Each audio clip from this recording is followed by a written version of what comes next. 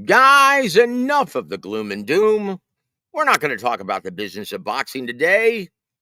We're going to talk about all of the rumors, including Manny Pacquiao taking on Romero for his WBA welterweight title, and possibly something else in the co-main event in Riyadh season, Saudi Arabia. All this and more, guys, on tonight's episode of WaraWeek Boxing.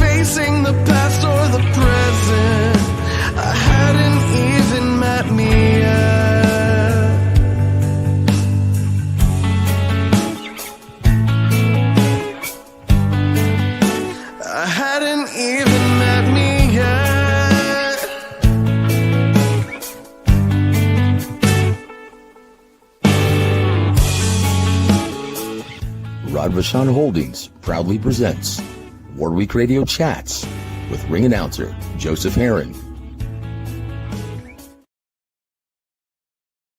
Guys, welcome.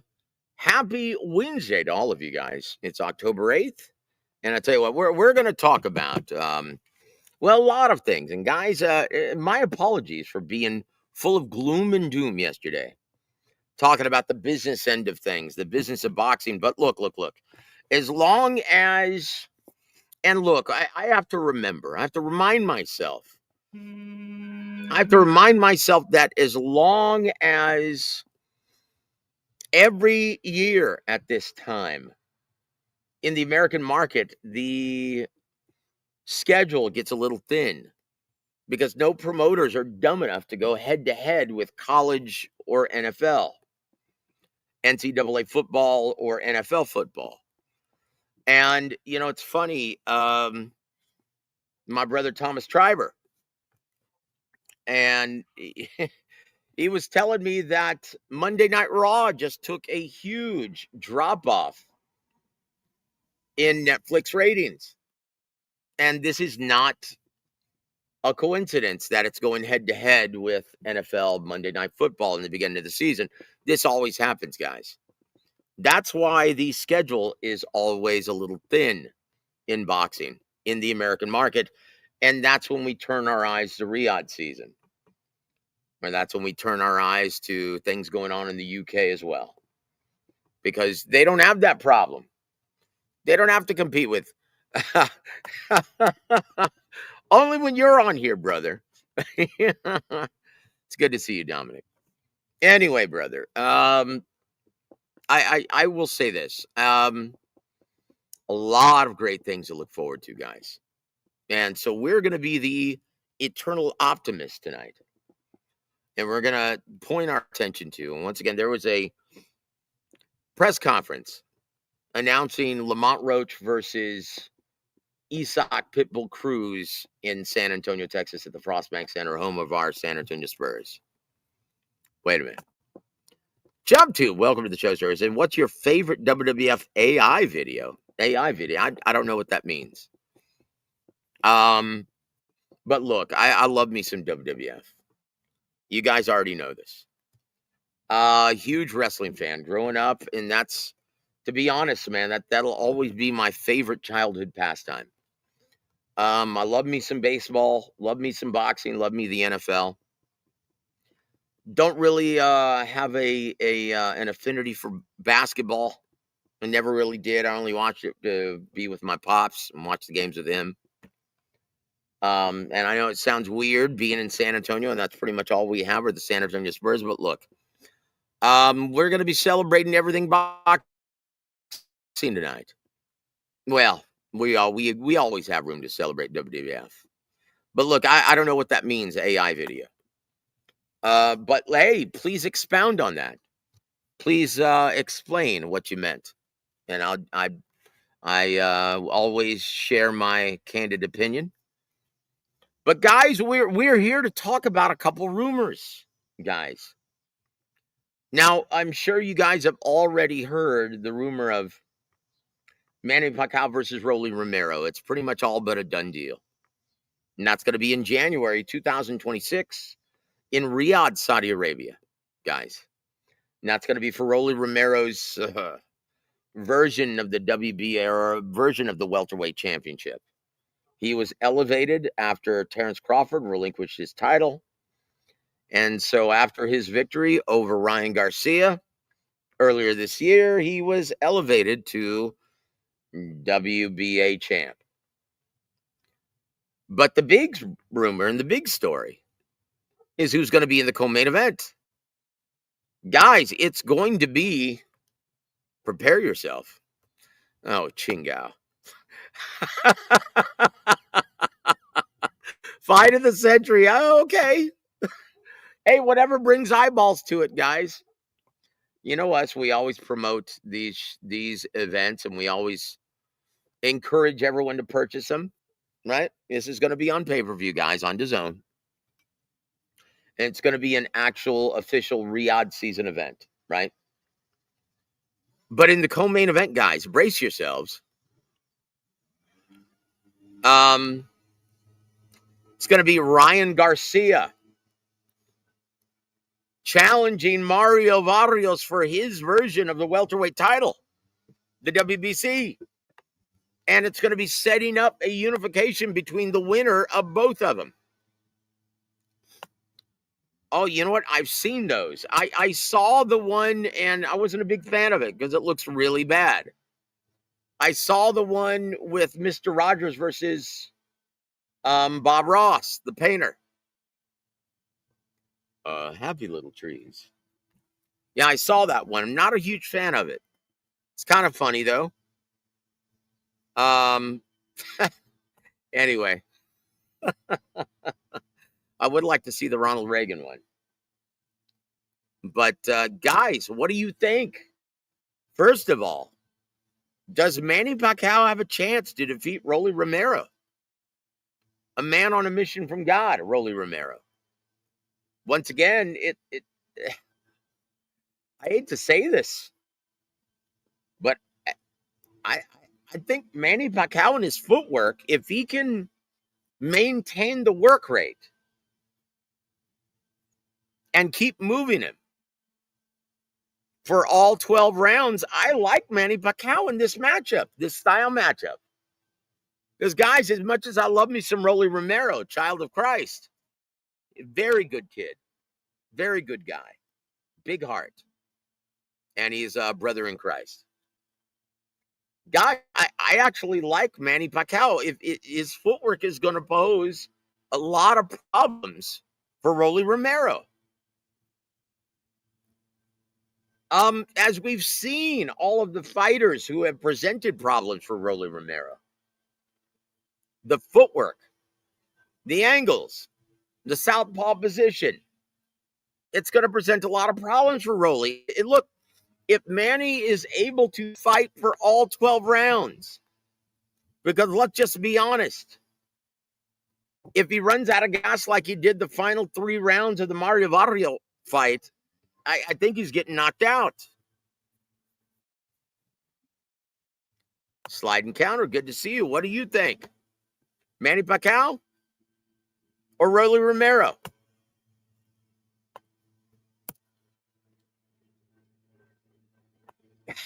And Dominic says Romero gets the KO on old man Pac. Well, he very well may. Once again, if he runs out of gas like he did in the Mario Barrios fight in the last 3 rounds, I agree with you. It's going to be Derek James. I think, I'm assuming, I'm hoping it's... Look, if he switches trainers, I would love to see him go to Houston. I would love to drive up to Ronnie Shields' gym again. I often do. I would love to see him train with Ronnie Shields. In fact, Ronnie Shields was in the running to train Ryan Garcia for the Rolly Romero fight. I agree. Slide and counter. I think Pacquiao is footwork, the southpaw position, the different angles he's going to be showing him. It was a real problem for Mario Vargas, and I think it's going to be a real problem for Rolly Romero as well. And honestly, guys, forgive me for saying this, but in the co-main event, Ryan Garcia versus Mario Vargas, guys, I hate to say this, I actually like Mario Vargas in this fight. Right now, he's going to turn 47 in November. Right now, he's 46. But guys, Rolly Romero can't box. He can't. Look at old man Ismael Barroso. Dalzim from the Street Fighter games. Yoga Flame. Dude, he was spanking Rolly Romero. Guys, you forget about Jackson Marinas several years ago? Befuddling Rolly Romero. Rolly Romero can't box as much as I love Rolly. Good kid, but he can't fight. He doesn't know how. I thought he should have stayed with Coach Bullet. I thought Coach Bullet was doing a great job cultivating and nurturing his skill set. Really? Show me a fight where he's improved. Show me. Don't tell me. Show me, brother. I know you like the idea of, oh, Salas is... No, Salas spreads himself too thin. He was receiving all the attention and one-on-one instruction with Coach Bullet. He should have never left. Salas is basically training with the other fighters. And he's getting his ass kicked in the gym every single day. He still doesn't know how to box, guys. Yep. Admit it, guys. Ismael Barroso was whooping his ass. Yoga Flame. Oh, geez. Dude, you're such a pessimist, dude. Coach Bullet is a very smart guy. And he's a very good trainer. Is he as knowledgeable and as wise as Ismael Salas? No, but Ismael Salas spreads himself too thin. That's a problem in his tiny little gym. Spreads himself way too thin. And yes, guys, what a tragedy. Just pray that the Lord has mercy on his soul. And our heart and our prayers go out to his family at this time. Dude, you sound like a fan, Dominic, because you are, brother. I thought you were in this business. You sound like a know-nothing fan. Because I know so many great trainers that don't have any quote-unquote notable fighters in their stable at this time. That any of the fans would know. But that doesn't keep them from being some of the best trainers in boxing at this time. Look at Coach James Gogi. Look at Coach Barry Hunter. Sorry, that doesn't impress me, dude. And you know what? You're going to have to look that up. I'm not going to talk about that. Look it up. But our thoughts and our prayers go out to the entire family of Arturo Gatti. And guys, keep him in your prayers. Oh, geez. Dominic, you sound like a fan, dude. Stop it. There are so many great trainers who don't want to work with or put up with the entitled babies that are currently viewed as prospects in this country. And that's why no one wants to work with these. Like, I know a lot of great trainers who don't want to work with or put up with the personalities or the big babies or the entitled brats, as I like to call them, in this era, in this Charmin soft era of prize fighters in the American market. Sorry, that doesn't impress me, guys. Look, if you know what you're looking at, and you know this business, and you know who's good, and you know who isn't, And there are a lot of very good trainers who don't want to put up with egos. And I can't blame them. I'd be the same way right now. But it doesn't even have a prospect under the ceiling. Jeez. Crime in Italy, man. And the sad part is, fans like Dominic right over here, he actually thinks that that's an insightful and intelligent statement. That's the worst part about it. Guys, there are so many great trainers that don't get the recognition because they don't have the flavor of the month on their roster or in their gym. That was Derek James. Derek James was in the corner. It was originally going to be Eddie Reynoso, but he had to focus on Canelo, right? So they called it Derek James. They were initially going to roll with Ronnie Shields, but Ronnie Shields couldn't go out to California. They wanted to stay in California and train there, right? Jeez. Salute to you, my friend. But anyway, guys, let's move on. Honestly, I think Ryan Garcia should actually start training at the Ronnie Shields gym in Stafford, Texas. He would get excellent sparring with all of the junior middleweights and welterweights he has there. He would get all the work and all the tutelage that he needed. Ronnie Shields is one of the best to have ever done it. And he's a great trainer and deserves to be in the Hall of Fame, guys. In my opinion, that's where Ryan should go.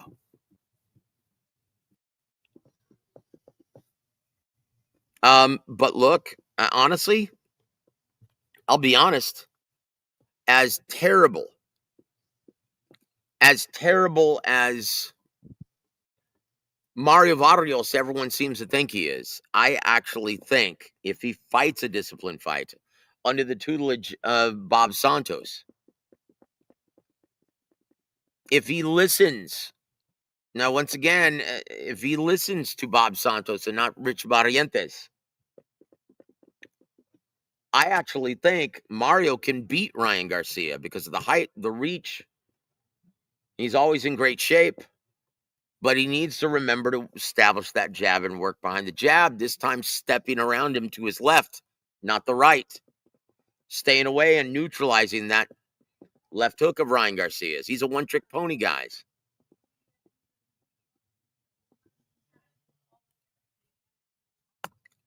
If Crazy Ryan wins, he will win. The calm, humble Ryan doesn't have a chance. I don't even know what that means. Look, I mean, honestly, Dominic, you sound like a fan, dude. I expected more.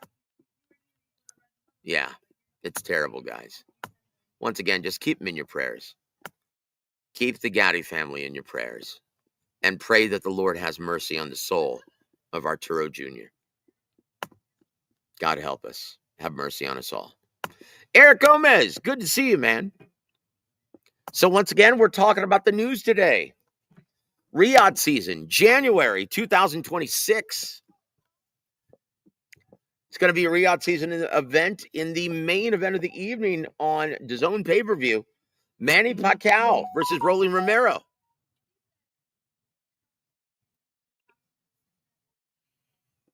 And to be honest, I like Manny in this fight. If he can work for all 12 rounds. Guys, I like Manny in this. His footwork is going to present a lot of problems.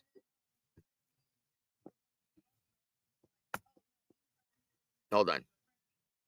Ryan has elite power and speed when he is 100% focused. Yes, he does. But he's not surrounding himself with the right people at this time.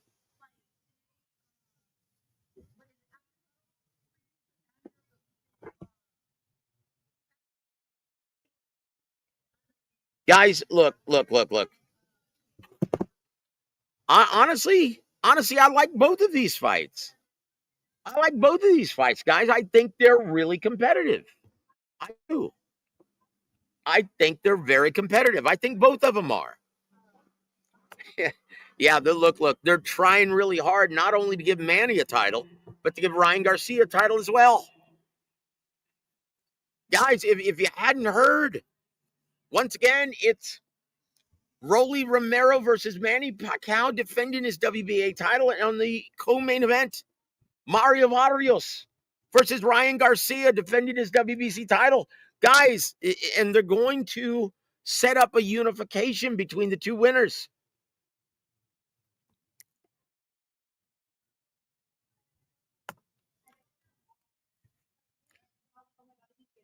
I don't know what the amount's going to be.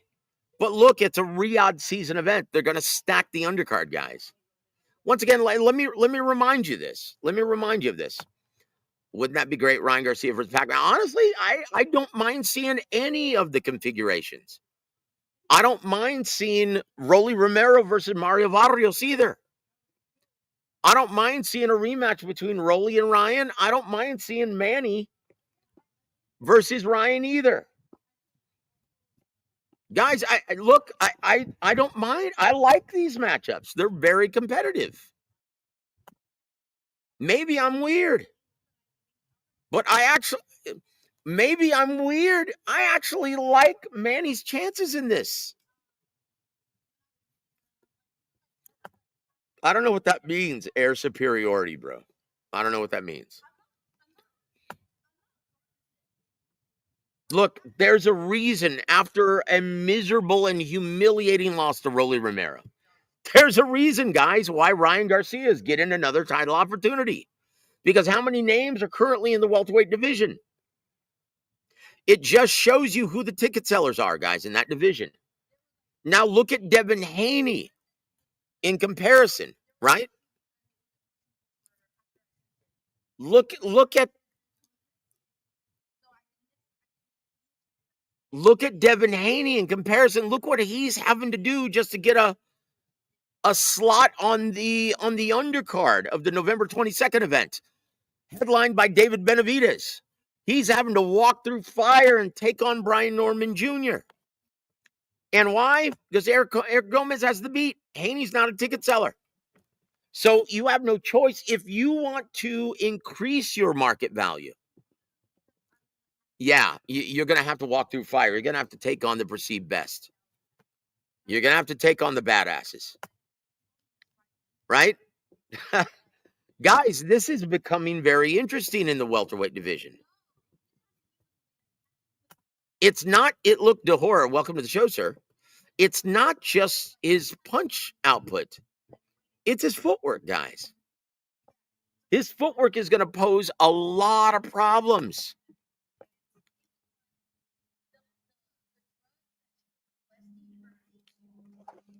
Hold on just one moment, guys. Once again, I'm going to drop the link. Someone please join me.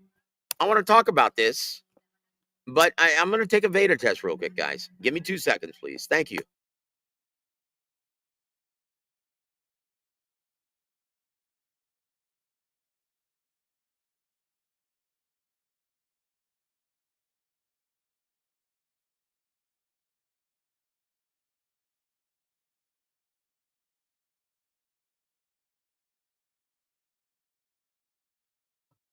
Sorry about that, guys.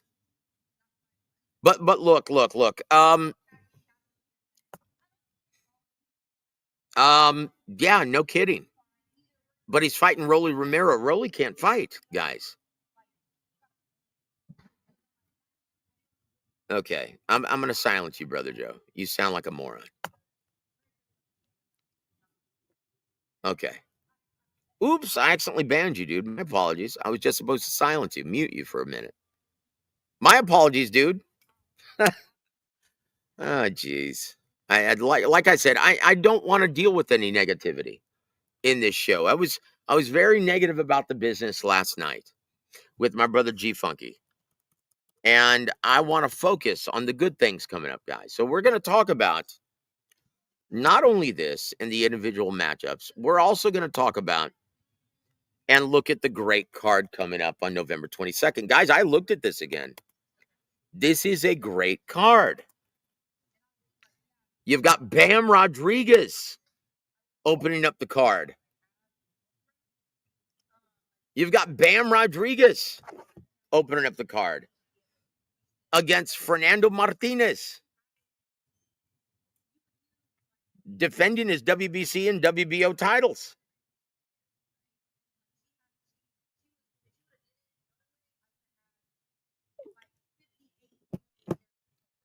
And then you've got Arthur Baturbia back fighting Dion Nicholson. And then you've got Brian Norman Jr. defending his WBO title against Devin Haney. And then you've got Abdullah Mason in a battle of undefeated prospects, contenders, for the WBO vacant WBO lightweight title. Abdullah Mason versus Sam Noakes. Guys, and in the main event, David Benavidez versus Anthony Yard. Guys, what's not to love? This is a great fight. And guys, it's my pleasure to welcome to the stage Dirk. How you doing, my friend? Hey, what's up, Joseph? Good to see you, man. What's on your mind, brother, and what are your thoughts? Before we continue, do you want to talk about the November 22nd fight card, or do you want to air out your opinion on the news I just broke? Ryan Garcia versus Mario Barrios for the WBC welterweight title in the co-main event. Riyadh season, DAZN pay-per-view, January 2026. In the co-main event to what? Manny Pacquiao versus Rolly Romero. It's going to be a dual headliner. They're probably trying to set up Manny versus Ryan eventually. Well, I honestly think they really don't. Now, in a perfect world, yes, they would love to see those two big attractions, Ryan versus Manny, square off.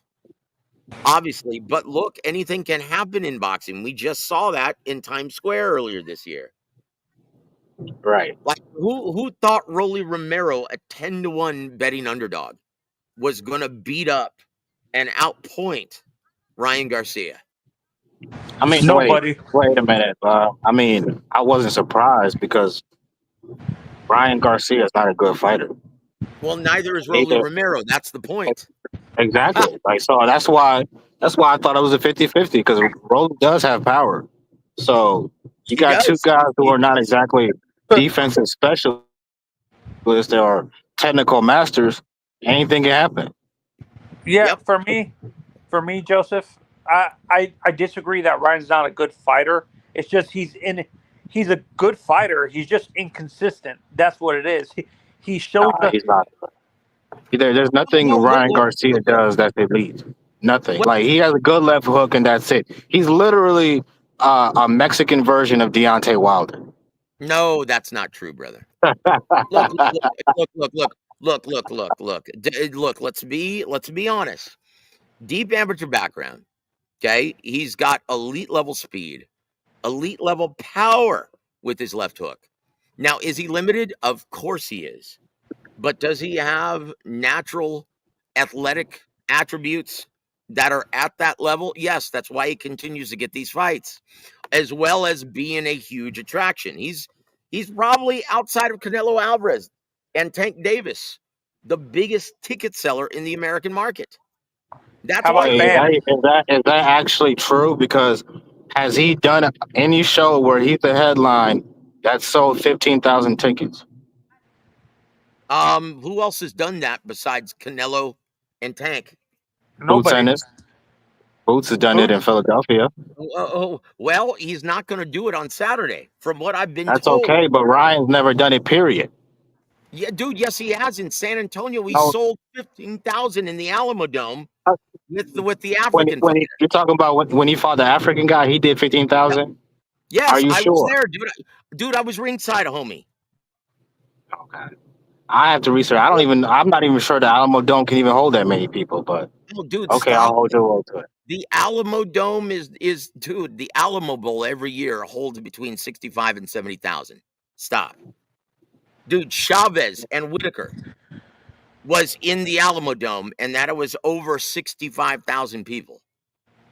Yeah, I was standing remotely for that whole fight because the seats, everything, all the seats. I read somewhere that fight sold out, and it was the rest of stadium was standing room only because there was no more seats and stuff like that.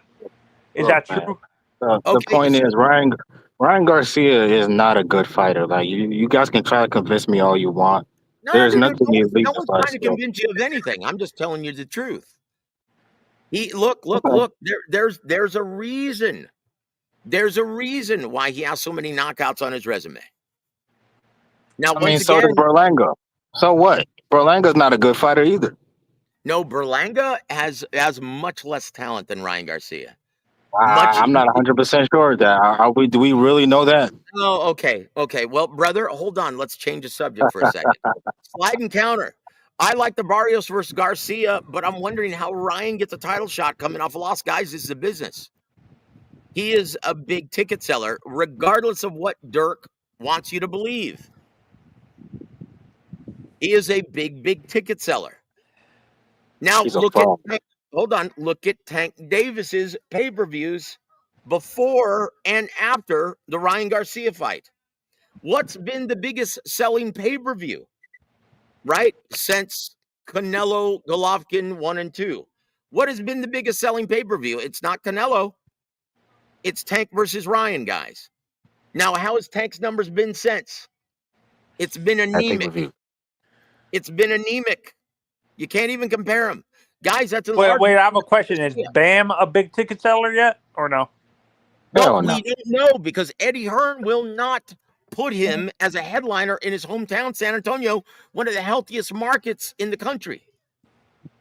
That's pretty The stupid. answer to that is no, he's not a ticket seller. Well, we don't know that because I guarantee you in his hometown of San Antonio, one of the healthiest markets, you put him in the Alamo Dome, I promise you he sells 15,000 tickets if you pair him up in a unification bout against anybody. But Yeah. we won't know that because Eddie Hearn is oblivious to the American market. Look what he's given us on Saturday. And have you seen the undercard for Duran? But there's a reason why they've only sold 7,000 tickets thus far, guys. I guarantee you that number is going to go a lot higher on because these tickets usually get sold out much quicker towards the closer the fight goes. Unless Eddie, unless Eddie does what Bob Arum and Al Heyman do, where they buy the tickets that are not sold and sell them, scalp them on the secondary market. I guarantee you, Joseph, when the fight gets here, it's going to be more around 10 to 11,000. During football and basketball season, that would be an 8 trip. Yes, because I don't know why you have this weird, no offense, Joseph, but you have this weird thing of trying to belittle American fighters. Like, bro, Boots does very well in Philadelphia. He does. Whoa. Hey, brother, he has done well, but he had a very, very big start to his initial signing with Matchroom Sport, and it's gone downhill since. No, I don't. I disagree. I think it's actually gone up. The Canelo thing with Boots. Okay. Let me get my rocks off, and you can rebuttal me. Dude, I'm sorry. You're trying to dictate terms on my show. I'm gonna mute you, brother. Okay. Now I'm sorry. You're gonna be forced to listen to this. You're actually calling me out and say I talk down and try to belittle American fighters. Dude, I'm in this business, homie.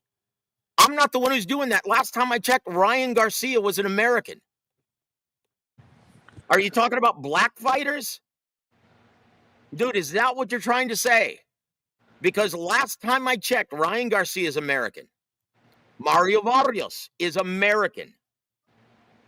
Okay? Lamont Roach, who's going to be fighting in San Antonio, is American. I'm not belittling him at all. Dude, you came onto this show with an idea that you wanted to argue with me. And Eric, I think, has the beat. I'm beginning to think you're a racist, brother. So either you change your tune or I'm going to kick you off this platform. So if you're ready to apologize to me, brother. Wait, how racist? What did I say that was racist? Oh, I'm sorry. What did you mean by American fighter? Because last time I checked, Ryan Garcia was an American. Okay. Did I say anything about his race? Oh, goodness gracious. All right. Have a good night, Dirk. Have a good night, brother. Guys, I'm not going to put up with any negativity today. I'm not going to. I'm here to talk about the matchups. And no, I don't try to belittle American fighters. Not their ability in the ring, that's for sure. But am I calling out a spade a spade? I'm keeping it real, guys, when it talks about the money they've grown to expect. And that's everyone in the American market. That's not confined. Look, and I'm in this business. I can tell you that firsthand. And yes, the horror, I picked that up as well, and that's why I called him out on it, and that's why I muted him.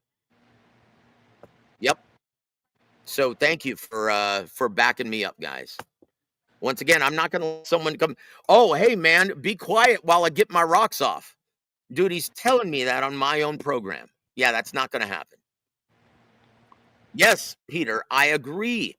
Anthony, what do you think of this? Personally, I think I've been saying that. I've been saying this for Yep. me. For me, I've been saying this from the beginning. I feel that he's in purgatory. I want Oscar to take him off of Eddie's hands and like completely cut his tie. I understand Oscar's never going to do it, but completely cut his ties with Matchroom, to be honest, because Matchroom doesn't know anything about the American market. Yep, you're right. And once again, look, this is what happens. And we talked about this last night, and I'm not going to go into the negativity, but there's a reason why no one is buzzing about the Duran Boots Ennis showcase on Saturday night. Why would they? Guys, we go back and listen to last night's show with G Funky. We showed you how dismal the undercard looks. We showed you how bad this matchup is. This guy lost a decision comfortably to Aaron McKenna. And if he had problems with his ring IQ and his footwork, a guy who can't punch, yeah, he's going to have a boatload of problems with Duran Boots Ennis. No one cares about this fight, guys. This is why they've only sold 7,000 tickets. And if he thinks there's going to be some magical markup on this during football and basketball season, well, he's nuts. Yeah, no, and this is why. And there's nothing wrong with that. And But hey, don't come on here trying to argue with me, trying to make it seem like I'm the biased one when I'm not the one who has a dog in the hunt. And you know this, Anthony. Yeah, no, and Joe, this is why I'm saying what I can see happening is, you know how we always complain, like we always said that most promoters, if not all the tickets sell, they like scalp the pricing and sell it cheaper on the secondary market or mark it up on the secondary market and stuff like that. Eddie Hearn does that all the time, but if he did that in this event, he's really going to take a bath and have to pay for the place and eat some tickets. He's going to have to eat some ticket sales. Now, that's something that every promoter now to defend Eddie Hearn at this is something that every promoter does at this time, including Frank Warren, including Bob Arum, including. Does Oscar do that? I'm sorry. Does Golden Boy do it? If it's a big arena show, I don't think they look. Most of their events are in casinos or small venues. They don't have to. But I know for a fact they didn't do it in the Alamo Dome when Ryan was here. They didn't have to. And did they do it at the Barclays Center when they were the lead promoter with the Devin Haney fight last year? No, they didn't have to. Ryan carried that entire promotion and it almost was a sellout. Yeah, and this is where I kind of hope some of these American fighters that are with Eddie transfer to Oscar. And I've been saying I understand Oscar would never do it. Do you think has he ever thought of completely canceling his deal with Eddie and partnering up with another promoter or something like that, Joe? Look, if you notice, he already has a very good working relationship with Turki Al-Sheikh. He has a good relationship with Bob Arum. He has a good relationship with everyone except Eddie Hearn.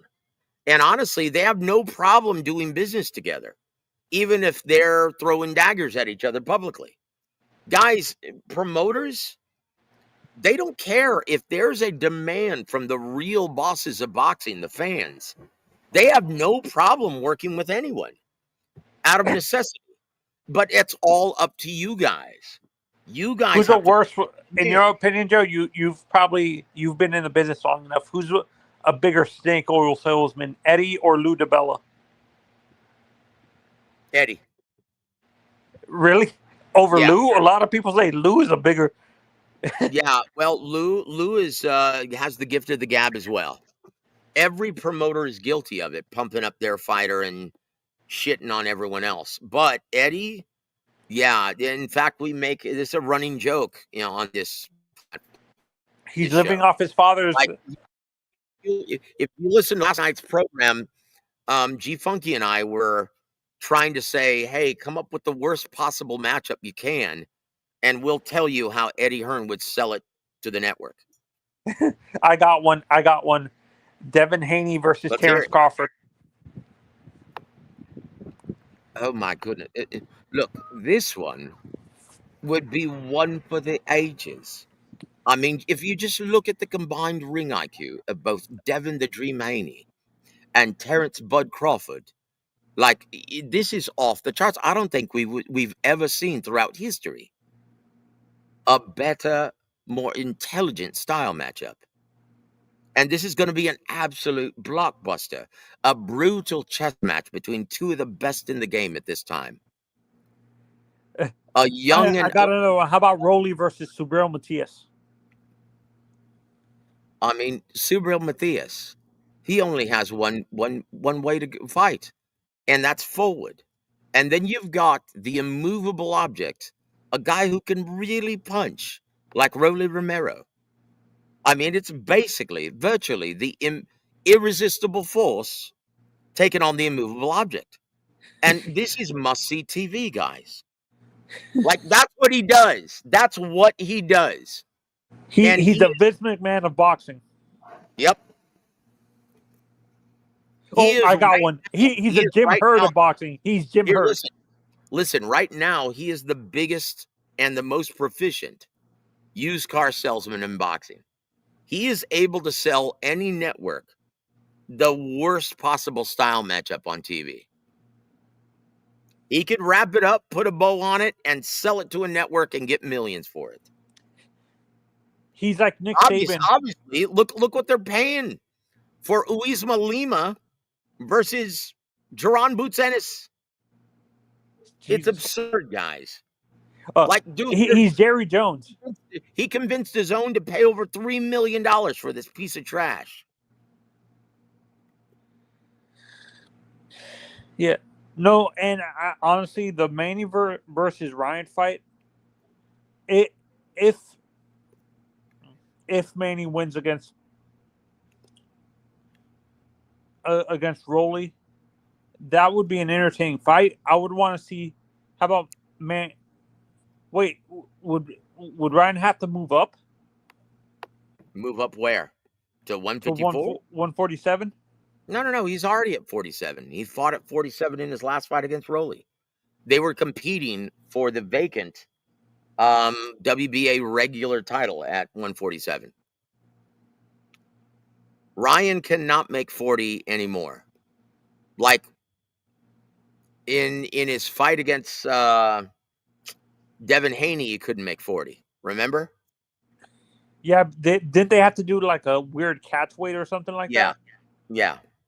Like 145 or something almost, like he that? He was almost 4 pounds heavier, guys. Yeah.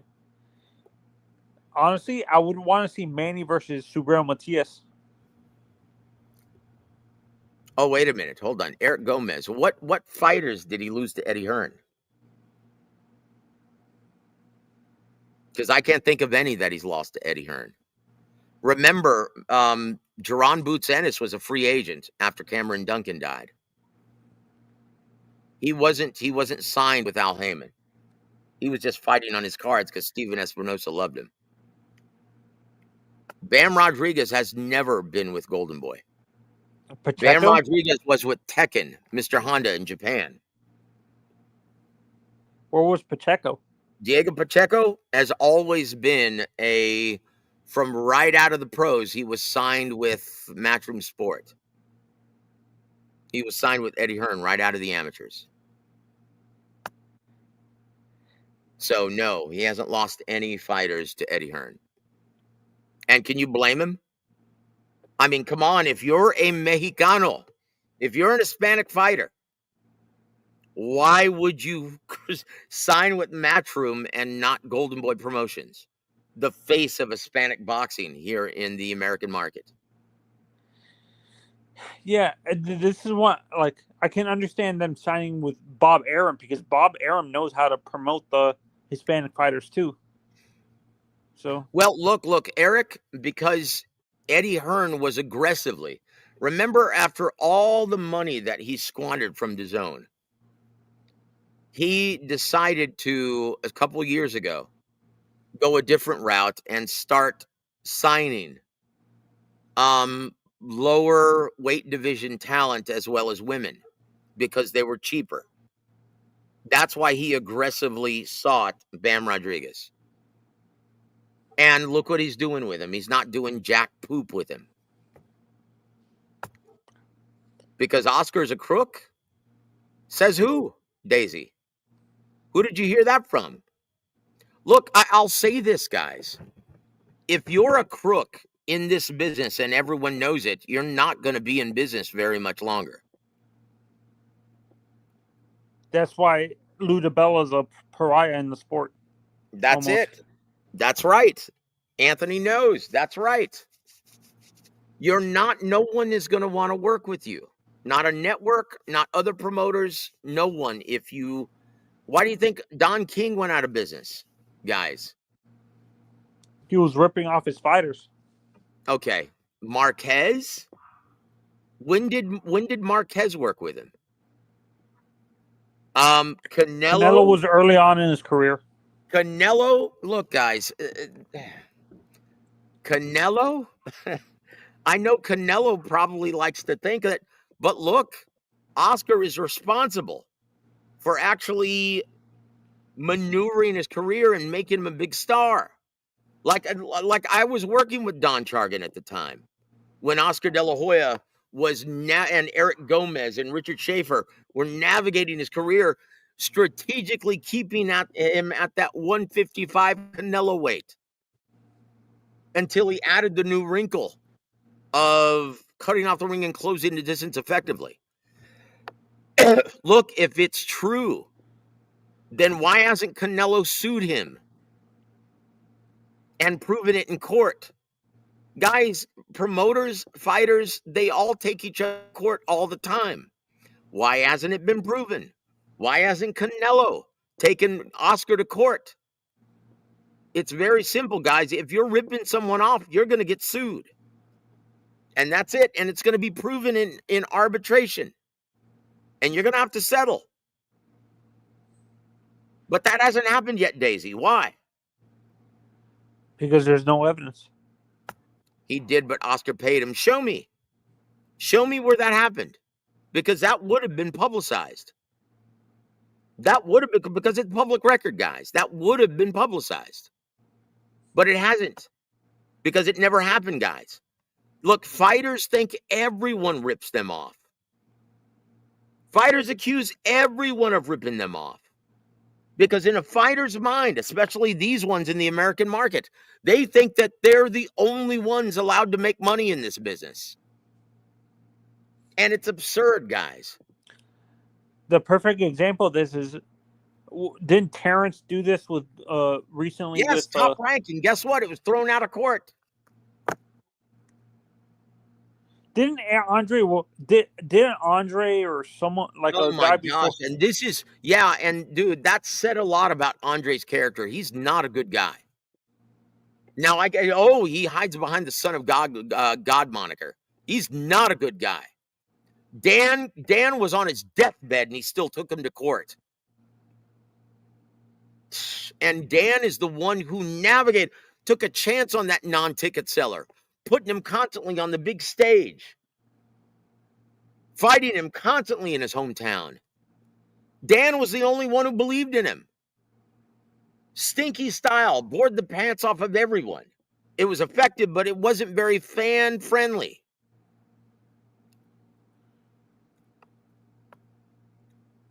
Yeah, why didn't he say that in court? Anyone can make these accusations, Daisy. But if it's not proven in court, that's all it is just a false and weightless accusation. And what did Oscar say to him? Hey, put some respect on my name. Quit slandering me, or I'm going to take your ass to court. It seems like, guys, look, I already know this to be true, guys. It seems like this generation in general, like there's an obsession with these of like there's a lot of these, what is it called, frivolous lawsuits in general.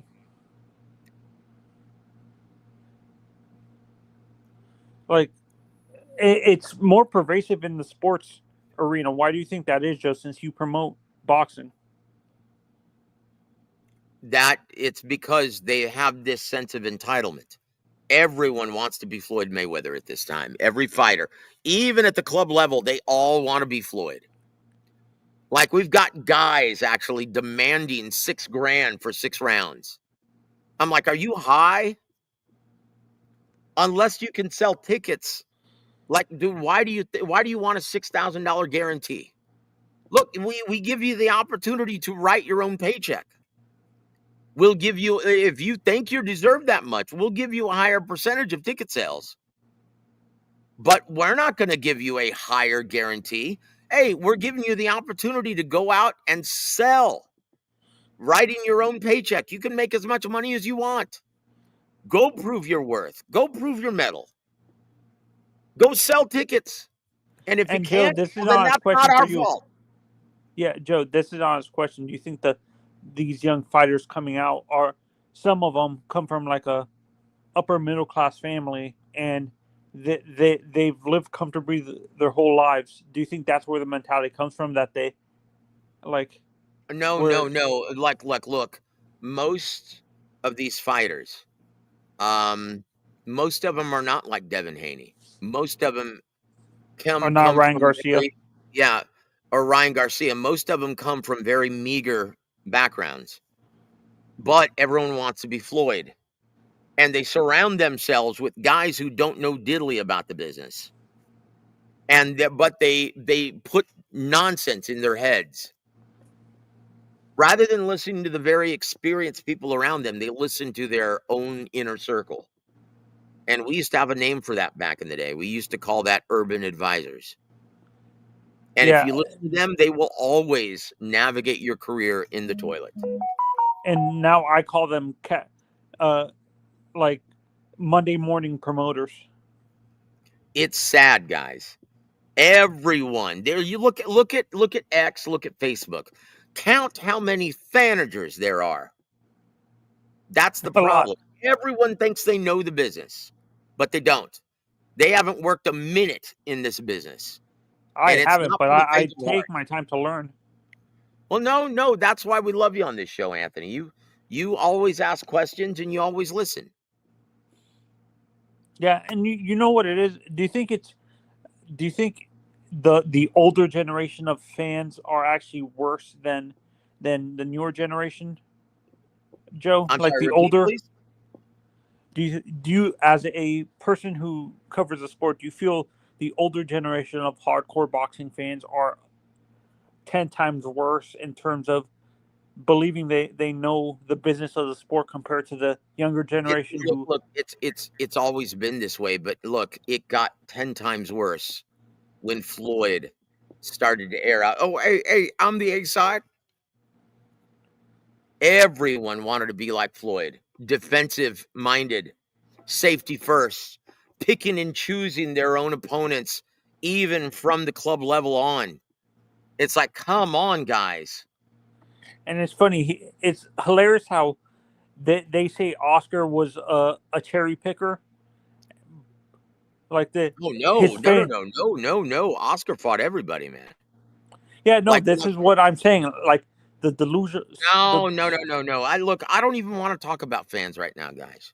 Let's talk about the matchups. Let's shift gears to this November 22nd card. It's going to be in Riyadh, Saudi Arabia at the NAB Arena. Guys, is starting off, you've got Bam Rodriguez defending his 2 titles at Superfly against Fernando Daniel Martinez, undefeated, 18-0. He's going to get smashed, but it's going to be a great fight as long as it lasts. And then you've got the return of Arthur Beterbiev, guys, against Dion Nicholson. Guys, at this time, it's my pleasure to welcome to the stage Ugo. How you doing, brother? Hey, Ugo. Hey, what's up? What's up, everybody? Hey, man, I still like your moniker there, brother. That's beautiful. You've got Yeah. Canelo 3 dads. 3 men and a baby. I love it. Yeah, we keep it on there for a long time. It's Hey, hilarious. man, as long as you want, brother, it's beautiful. Dude, the other day I sent that picture to just randomly. I sent it to Ronnie Shields. He couldn't stop laughing. Yeah, I don't know who put it on. It's an AI generated picture, but they have a lot. I don't know who started it. Beautiful. Hey, look, it says Eric Gomez says Floyd ruined a generation of boxing, and we're paying for it. Yes, guys, we're still trying to shake off the stench of Floyd Mayweather Jr. Still, we're still trying to shake off the stench of Mayweather Pacquiao debacle. We're still trying to shake off his influence. Like, these guys just don't want to fight. They want everything handed to them. And Eric, you've got the wrong idea, brother. Beterbiev? No, you're thinking of Sergey Kovalev. He was the vodka monster. Beterbiev, he doesn't put poison in his body. That's why at age 40, he's still whooping that ass. He doesn't poison his body. He doesn't balloon up between fights. He is a disciplined machine like Alexander Usyk, like Terrence Crawford. That's why he's able to compete at age 40. But wait, let's look at this, guys. Last time I checked, boxing was a young man's sport. So why are these guys dominating? Beterbiev at age 40, Terrence Crawford at age 38, Dimitri Bivol at age 34. Usyk at 35, I think. Manny's coming back at age 47. He's going to be fighting. He's turning 47 in November. Why is this happening? Last time I checked, boxing is still a young man's sport, guys. Why? Because it's young these generation. Charmin soft sissies don't want to fight. They're not mentally strong. They're downy soft, guys. That's it. Because it's still a young man's sport. Who else is 38, guys? That I'm not. Usyk is 38, and he's dominating this heavyweight division. These badasses, these disciplined soldiers, these Spartans, they are taking advantage of a weak Charmin soft era of sissy boys. And that's the truth, guys. And look, I'll be honest, guys, since we're talking to Ugo, I know this to be true, and I didn't want to say anything before the fight, but there was a reason why I knew it was going to happen. Because Canelo is no longer juicing. And I know this to be true. Why do you think he looks so flat, guys? God bless you, my friend. Have a good night. Oh, man, I love my neighborhood, man. So many awesome people here. Yeah, I'll tell you what. No. And let's be honest. When you look, didn't you always tell me, Joe, that every fighter juices at this level? Yes. To some extent. Yes, but Canelo, he's not juicing anymore. Not as fervently and as hard as he was. Look, I'll be honest too, guys. When I was talking to this gentleman who's going to go unnamed, he also told me that James Toney, and I believe him, James Toney, this is why he left Freddie Roach. He had no idea that James Toney had him on the juice when he was working out at the Wild Card Gym. That's why he popped dirty against John Ruiz. Even though he beat him, he was stripped of the title. Why? Because he had no idea. He was like, you got to be kidding me. He said, look at me. I'm not on that shit. That's why he left Freddie Roach. Because Freddie and Alex had him on that crap. And this is why not Terrence Crawford, Tyson Fury looks so out of shape because he doesn't have the roids in his system anymore. That's it. See, Slide Encounter knows. He knows, guys. These badasses who don't poison their body, don't party between fights. Guys like Crawford, Usyk, Beterbiev. They're old men and they're thriving, spanking these Charmin soft titty babies. And Daisy, I can guarantee you, if he did that, the Crawford rematch would look very different. It would be a lot more competitive. Joseph, question. That's the reason, and I know this to be true, guys. Canelo's no longer on the shit. Damn. Why would he stop? What's the point of stopping? I have no idea. Maybe it's because he knows the end is near, and maybe a doctor said, hey, it's not good for your overall health.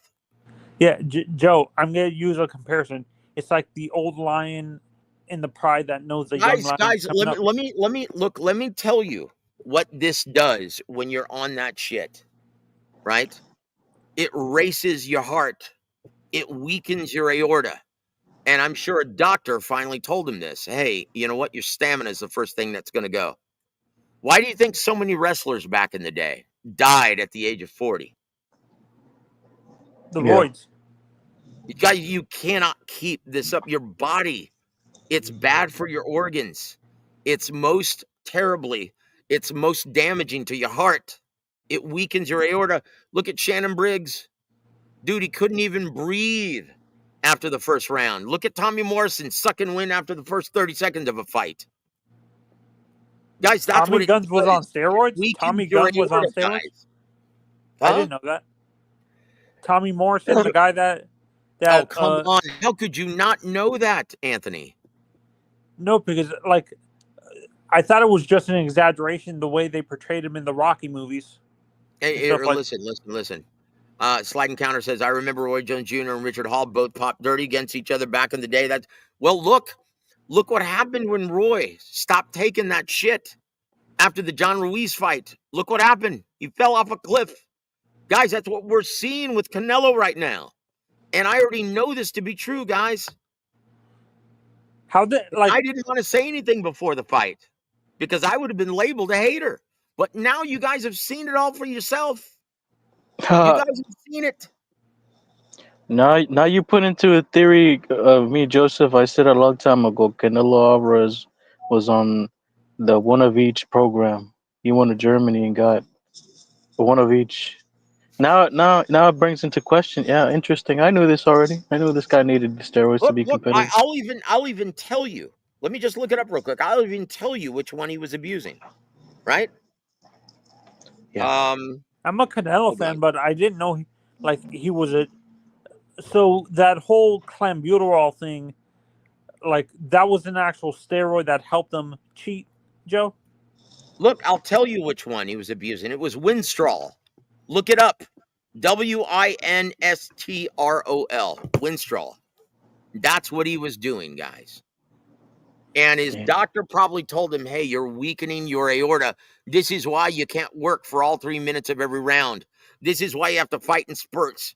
This is why you have to take so many breaks. And so he stopped. At the end of the day, he got paid and didn't share his money with Saint. Yeah, dude, I'll second that. This is why I'm such a huge advocate, Daisy, of the Ring title. The Ring magazine that has not only the best rankings, and it's not only the longest lineal belt, aside from the original NBA and WBA, but they don't take any money from these hardworking fighters. See, Counter knows. Ray Mercer knew Tommy was on that shit at the weigh-in. He had all those zits on his back, yes. And he made him pay now, didn't he? I'll tell you what, a testament to Ray's mental toughness. Boy, he had a granite chin, didn't he? Boy, because he was taking some shots, man, to start out that fight. Dude, honestly, that was one of the most vicious knockouts I've ever seen. I'm a big fan of Bernard. Is he another one of these guys that was on steroids, or is he like a Terrence Crawford? Well, dude, what do you think? He was able to compete at age 50 at the highest level. Come on, dude. Come on. I'm trying to be I'm trying to be fair to Bernard. And look at Eric Gomez. I was born juicing. I was born juicing. You're gonna see something different when you get in the ring with me. Yeah. Look. Peter Von Ark says Nicholson is pretty good, undefeated except for the opponent. Look, Dion Nicholson is no joke. He's got some crack in his shot, but is that going to be a match for Beterbiev? Look, if Beterbiev hasn't grown old overnight, and he very well may have, guys. This is a fight by fight. This is a fight by fight thing with Beterbiev. He's at that age where he could overnight seemingly fall off a cliff. I think we'll you see, and G guys. Funky and Joe, you and G Funky tell me. Hold on, Anthony. This is a really good litmus test, I think, and it's a good, it's look. If he's still Beterbiev, he's gonna knock this guy out silly, and it's gonna set the table for an amazing showdown between either Bivol or Benavidez. And honestly, I'm down for either one, brother, at this point. And look, Eric, I share your sentiment. I actually like my fighters on the juice. I want to see knockouts. I want to see explosive shit. Yes, and I'm not ashamed to say it. Hello. I was born juicing. Yes. Dude, I'm down. Hey, man, I became a fan of Sergio Maravilla Martin. And was it any question that he was on that shit? Dude, after he got knocked out and lost to Antonio Margarito, he started in on that shit. And look at him. He started knocking guys out bigger than him. Paul Williams. Look at that Margarito is another perfect example of that. Joe, do you think the World Cup will hurt the boxing business? Look, do I think it's going to hurt it any worse than the NFL and the NCAA and the American market? No. Do I think it's going to hurt it in Saudi Arabia and the UK? Maybe. Oh, wow. G Funky is reciting some REO Speedwagon. I love Kevin Cronin and REO Speedwagon, guys. Gary Richrath, guitar player, God rest his soul. Saw him perform live many times. Great guitar player, great songwriter. And I'm going to keep on loving you because something tells me he's listening to that on the radio right now. Love you, G Funky. And guys, if you missed last night's show, it's still up, guys. Check it out. We had a lot of fun last night. So, Joe, I'm a big fan of, like, I'm a huge. I've always said I was a big fan of, like, a guy like Hands of Stone. Was there any evidence of him taking roids or anything like that, or or was he just a natural big guy, like a naturally big guy in general, like muscle wise? Look, man, I'm not sure about the older. Look, all I can say is this, and I just regurgitate and often repeat everything that Emmanuel Stewart taught me. He said this, it's funny. We never had to worry about our fighters pissing dirty until the strength and conditioning coaches infiltrated our beloved boxing. That's when you had to start worrying about it. As soon as our fighters started working with these S&C coaches, that's when they started pissing hot. Jesus. And he's right. He's right. Was there any evidence of the Klitschko brothers on that?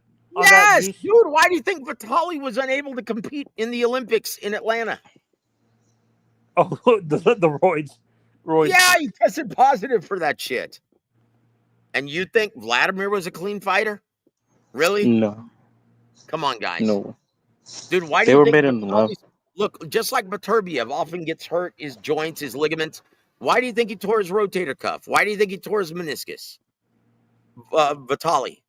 Why do you think he was forced to retire? Steroids. Because he was on that shit, guys. And I know this to be true. Yeah. No, and Joe, I think it's either you and G Funky or you and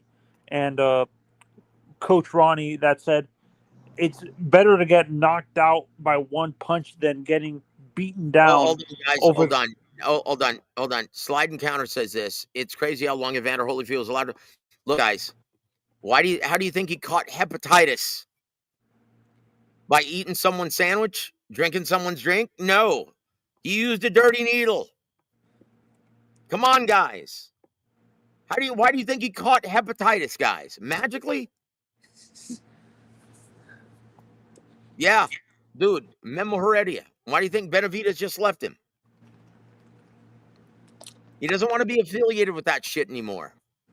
Guys, he wants to be the next big star of the sport. He's like, you know what? I'm not going to be affiliated with Memo any longer. He's got more negativity surrounding him than I care to be around. That's why he just ditched Memo Heredia, Dave Benavidez.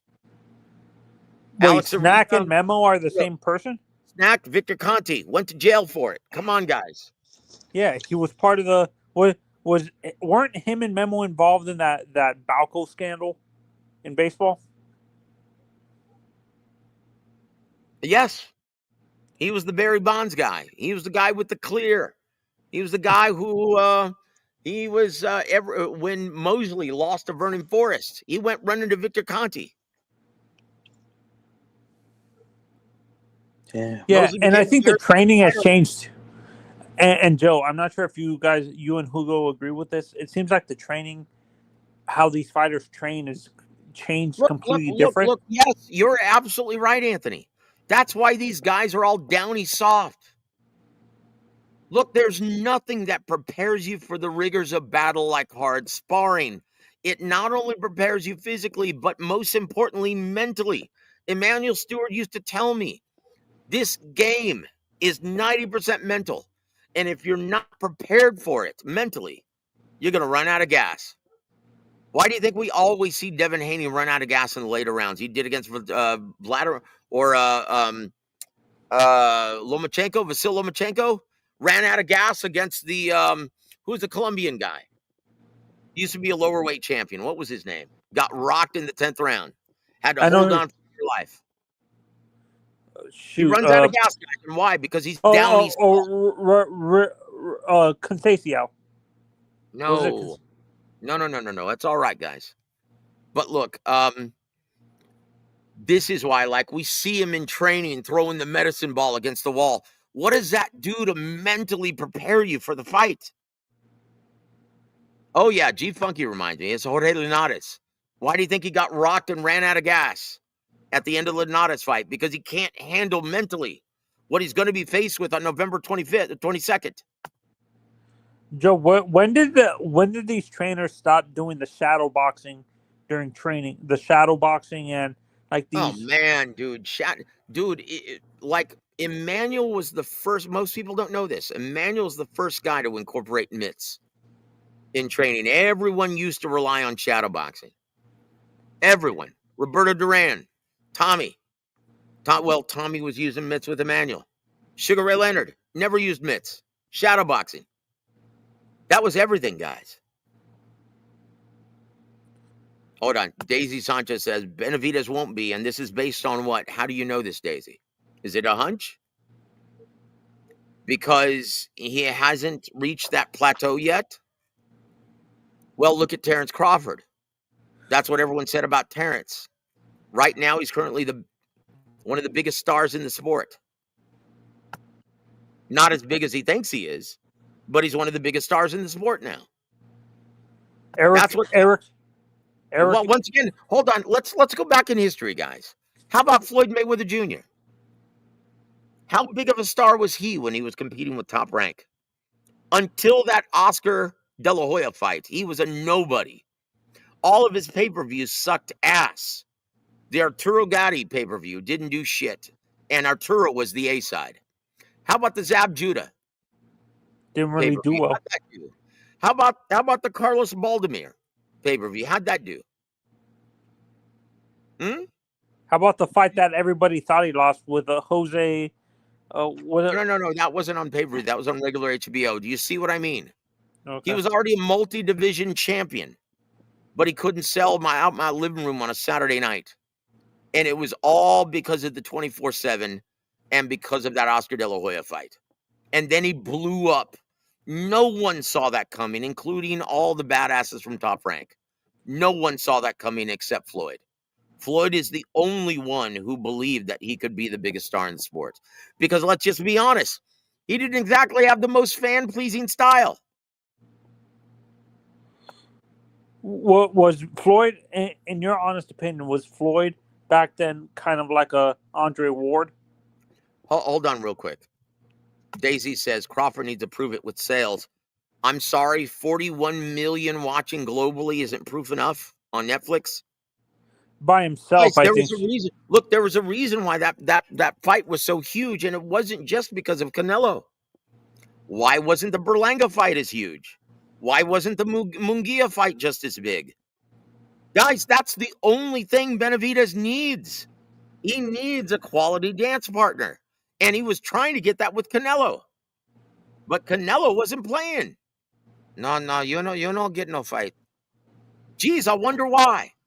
Because Benavidez would have whooped that ass, and everyone knows that to be common knowledge at this point. Ugo, tell me I'm wrong.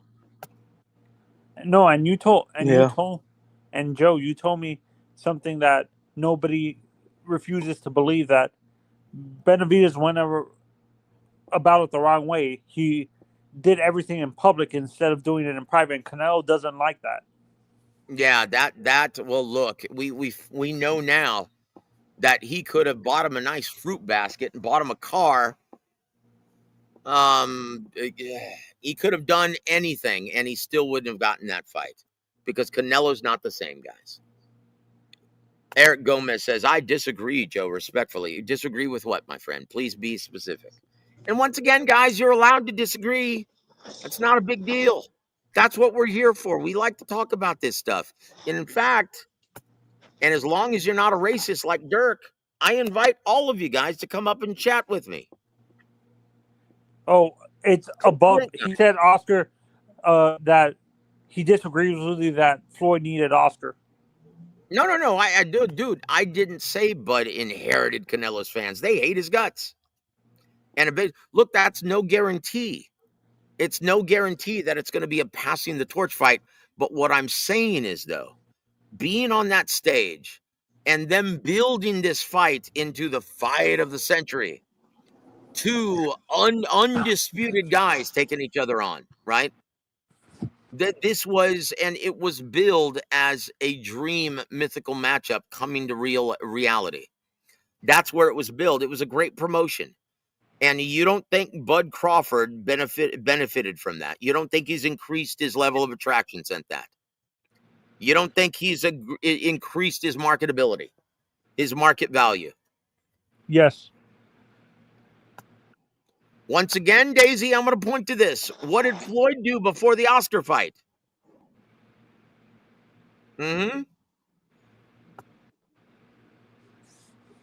That's right. Only time will tell. Guys, there are no right or wrong answers here yet.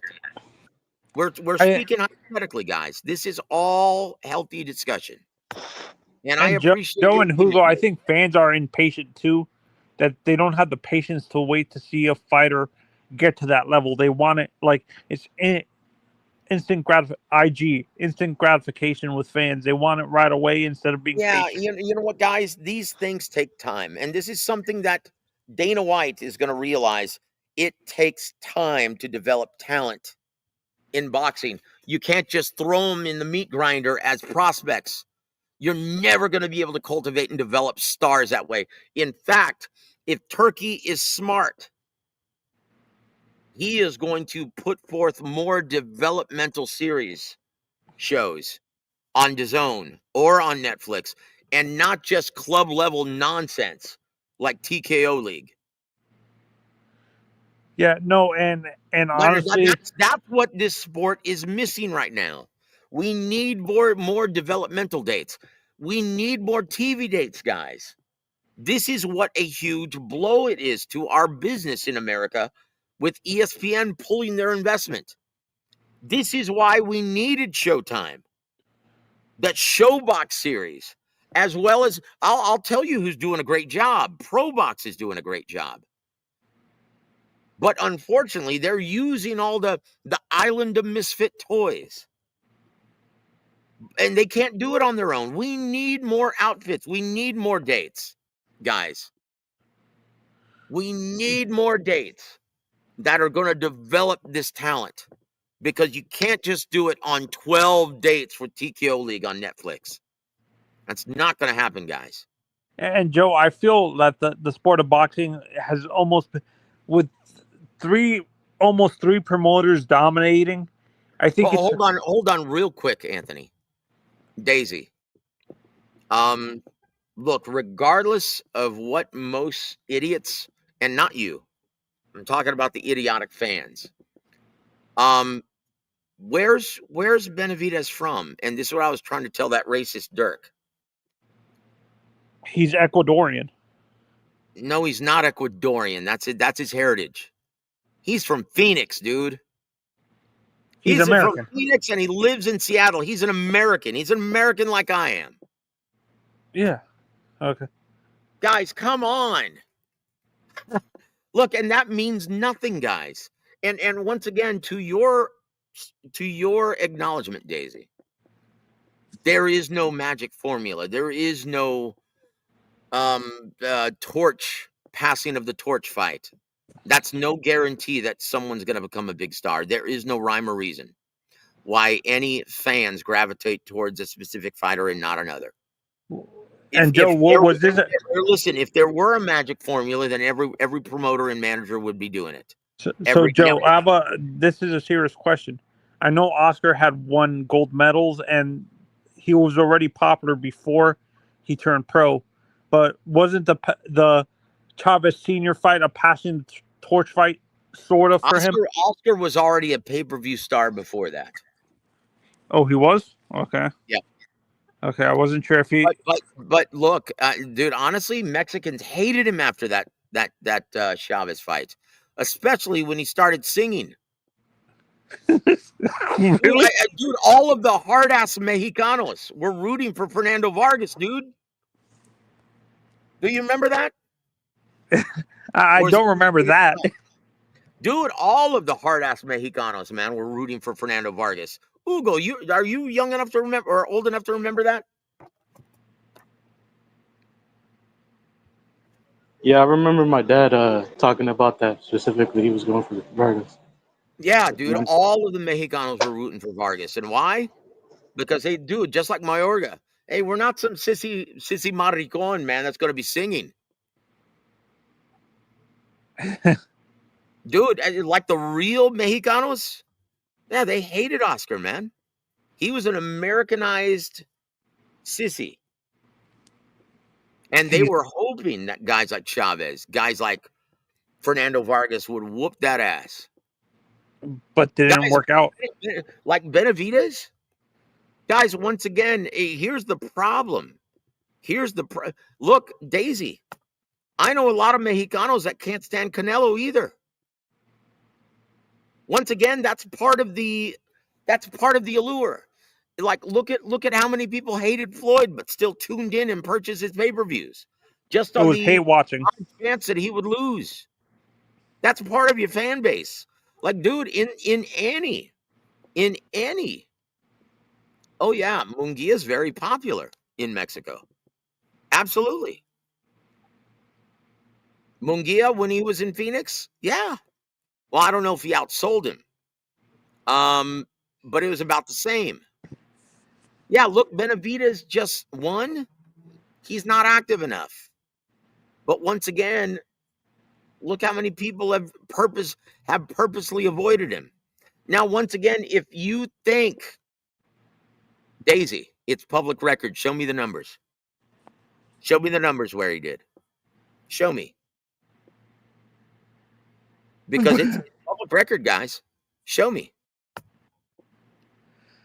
Look at this. These guys are having their own conversation about how, Benavidez wishes he were the... Look, Benavidez, if Canelo didn't avoid him like a big fat pussy, maybe he would have the opportunity. But look, you're not going to get anywhere fighting the Boo-Boo Andreds of the world. Another guy that Canelo avoided. What's the phrase you always... Opportunity. You always say something, Joe. Boxing is about the opportunities given, not the opportunities attitude. Like you said some. What was the phrase you always say No. that? Look, guys. Look. Here's the truth. This is why I cannot stand when fans come up with the resume argument. Because your resumes, your records are always contingent on opportunities received.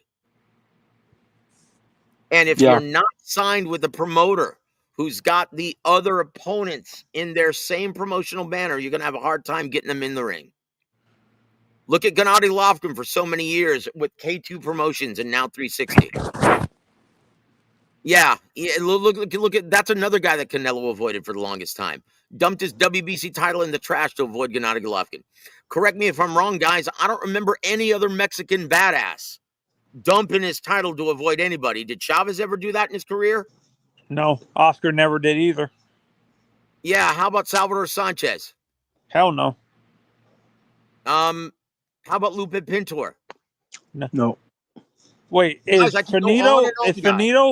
Finito Mexican? Yeah, Ricardo Finito Lopez. How about him? Yeah.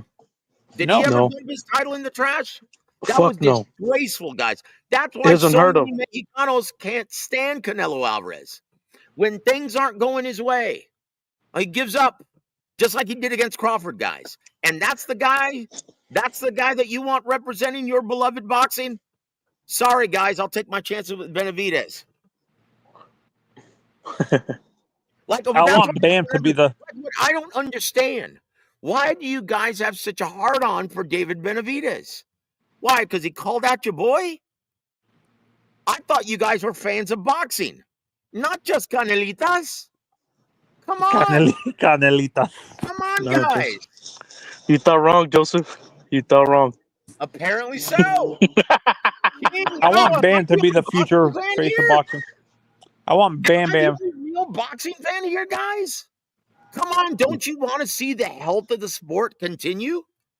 Don't you want to see your favorite fighter fight the best opposition available? Yeah. Like, who doesn't want that? Like, honestly, as shitty as the Cowboys may be, I can't wait till we play the freaking Eagles again. Can't wait till we get a chance to whoop that ass. Have faith in your team. Refugio's got the beat. Benavidez lives in their heads rent-free. I didn't want to believe that, but I guess so. Guys, what is the deal? Why do you have this beef with David Benavidez? Like, dude, if he didn't call out Canelo, you guys would probably be fans of his. Because he's everything that you like about boxing. He's a badass. He works hard. He talks shit, and he backs it up in the ring. What's not to like, guys? You guys think a Virgil could be a face of boxing, or he's not the type of, like, he doesn't have that type of personality? Okay, hold on. Daisy, I'm beginning to make this connection. And once again, I love that you have favorite fighters, guys. Once again, this is all just discussion, right? I love that you guys have your favorite fighters. That's what makes you real fans. But my favorite fighter after Canelo is Boots. That makes a lot of sense because he is avoiding Bakram Murtazaliev. Yes. Now, being the former IBF champ, you would think that he would go right to the avoided IBF guy, right? He's available.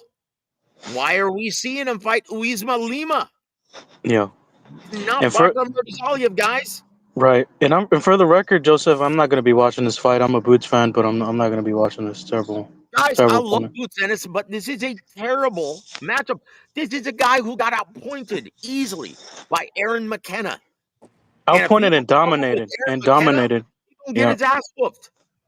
Yeah, he got dominated in that matchup too. It was he looked slow and lethargic in that fight. Aaron McKenna made him look like a punk. What do you think Boots Ennis is going to do to him, guys? Come on. Yeah. And we want to thank Anthony for his time, man. We love you, Anthony. God bless you, my friend. Just 234. Canelo. Well, I tell you what, I'll become a fan of his when he gets back on that shit. When he starts taking Winstrol again, stops acting like a big panocha. Yeah, I'll jump on the bandwagon again. Virgil. Guys, I love that fight coming up on November 8th. Dude, I love that fight. That's going to be a great fight for as long as it or as short as it lasts. I just hope the Hammer decides to let his hammers go and not act like a big panocha like he did against Jesus Ramos. Let's be honest, guys, that fight was not fun to watch. Now, I will say this. He let his hands go, man, against Sebastian Fundora. That was a great fight. Let's hope he does it again.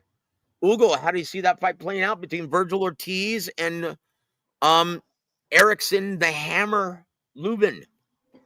I see fireworks, but I don't know how long Lumen's gonna last. I think Virgil's just gonna. The second he gets a bit of a window to just start putting him on, he's gonna put him on. It's gonna be a great fight. It's not gonna last long. I think it might be 5 rounds less. But badass fight though. At least I know Lubin's gonna go for it. So Yep. yeah, so it's gonna be enjoyable regardless. Once again, if we saw Boots fighting for a major world title against Bakar Murtazaliev and whooping his ass, oh boy, he would make a strong case for being the next big stud of boxing. Yeah. But how do you see him, Daisy, being the next new face of boxing, American boxing? How do you see it? He's not fighting anybody. No. No. Once again, dance partners matter, guys. Dance partners matter. So how do you see him becoming the new face of American boxing if he's not fighting anybody? Yeah. I'll wait for your answer.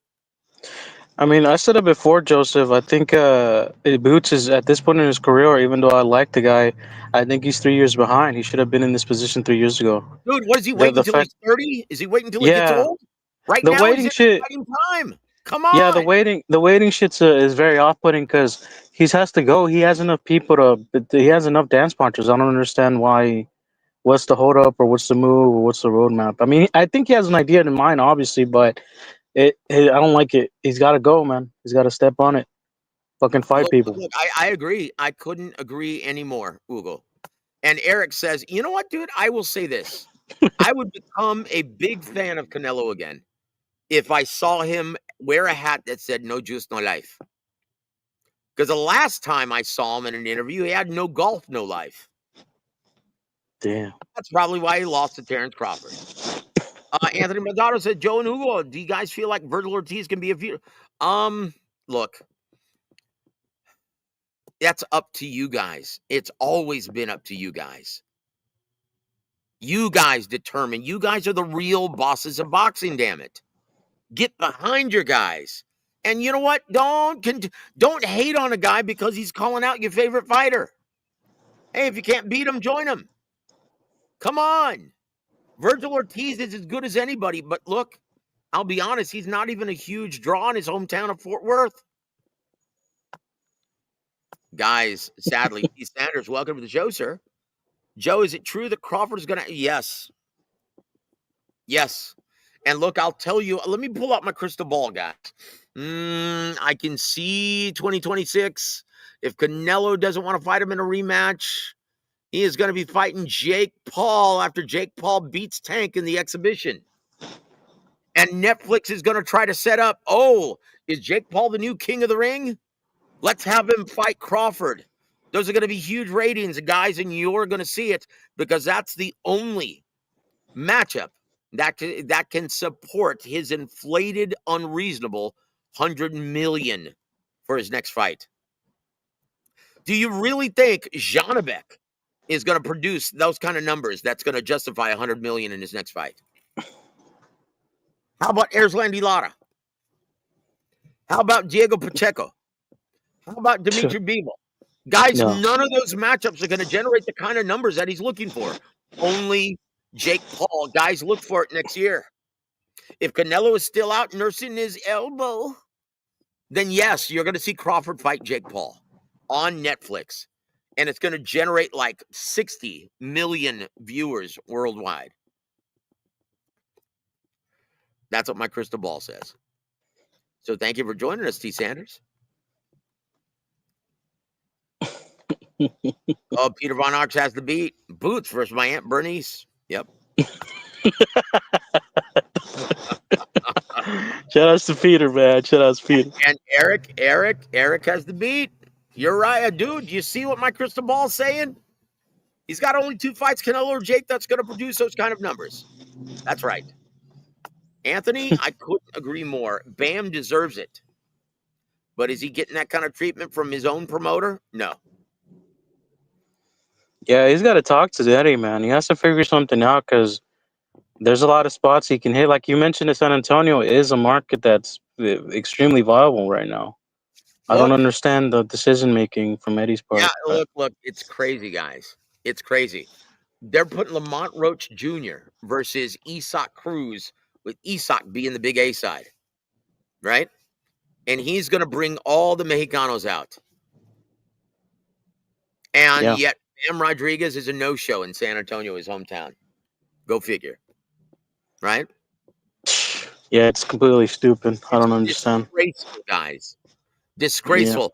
So, with that said, Hugo, which is the fight that you're most looking forward to seeing on the November 22nd card? And then we're going to go back to the main event of the evening and talk about the Riyadh season event in January if you missed the big reveal, right?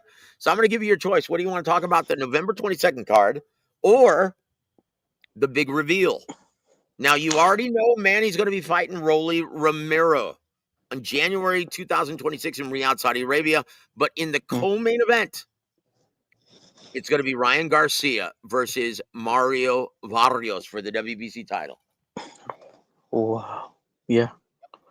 You heard it here first, brother. Amazing. It's going to be in the co-main event in Saudi Arabia, January 2026. With the winners of both fights fighting head-to-head in unification later on in the year. Damn. Yep. You heard it here first, brother. So what do you want to talk about, November 22nd, or your thoughts on the January 2026 Riyadh season event? Well, I like Bam, so I'm for sure looking forward to the whole card. It's a great card. It's a badass card, actually. From top to Amen. bottom. It Yeah. could be the smoker of the year. It's going to start out. One of the best pound for pound fighters is going to start out the card. Bam Rodriguez versus Fernando Martinez. Yeah, Then and he's been talking. He's been talking a lot online too, Joseph Martinez. Bam or Fernando. He's been talking about Bam. Martinez has been Yeah. Well, clamoring. He's been talking shit. So let's see how it goes because he's saying he's gonna knock him out. So yeah. so it's cool. Okay. All right. Yeah, we'll see. Look, he has no idea what he's up against. I've been watching this kid since he was an amateur, and he's special. He's like, how do you prepare for someone who's going to show you angles and the creative combination punching of Jesse Rodriguez? How do you prepare for that guy in the gym? It's damn near impossible because there's an unpredictability to the fluidity of combinations. Yep. The guy can move one way, he can move the other, and then on top of that, he has a great boxing IQ. He showed that many times.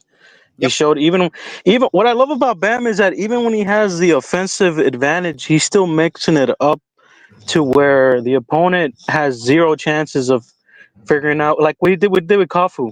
Like that was badass. He was throwing everything and constantly getting. If he already had a big advantage in the exchanges, he kept on going for that extra, and that's what you want to see in a guy that has. He's trying to display, his whole library of offensive tools. So he's a badass. Okay. It's a difficult fighter, man. Very difficult. Okay, check this out.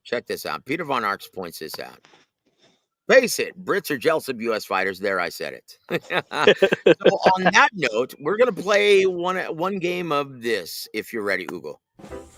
Hey, we ain't ducking and dodging nobody. It's time for Fact or Fiction.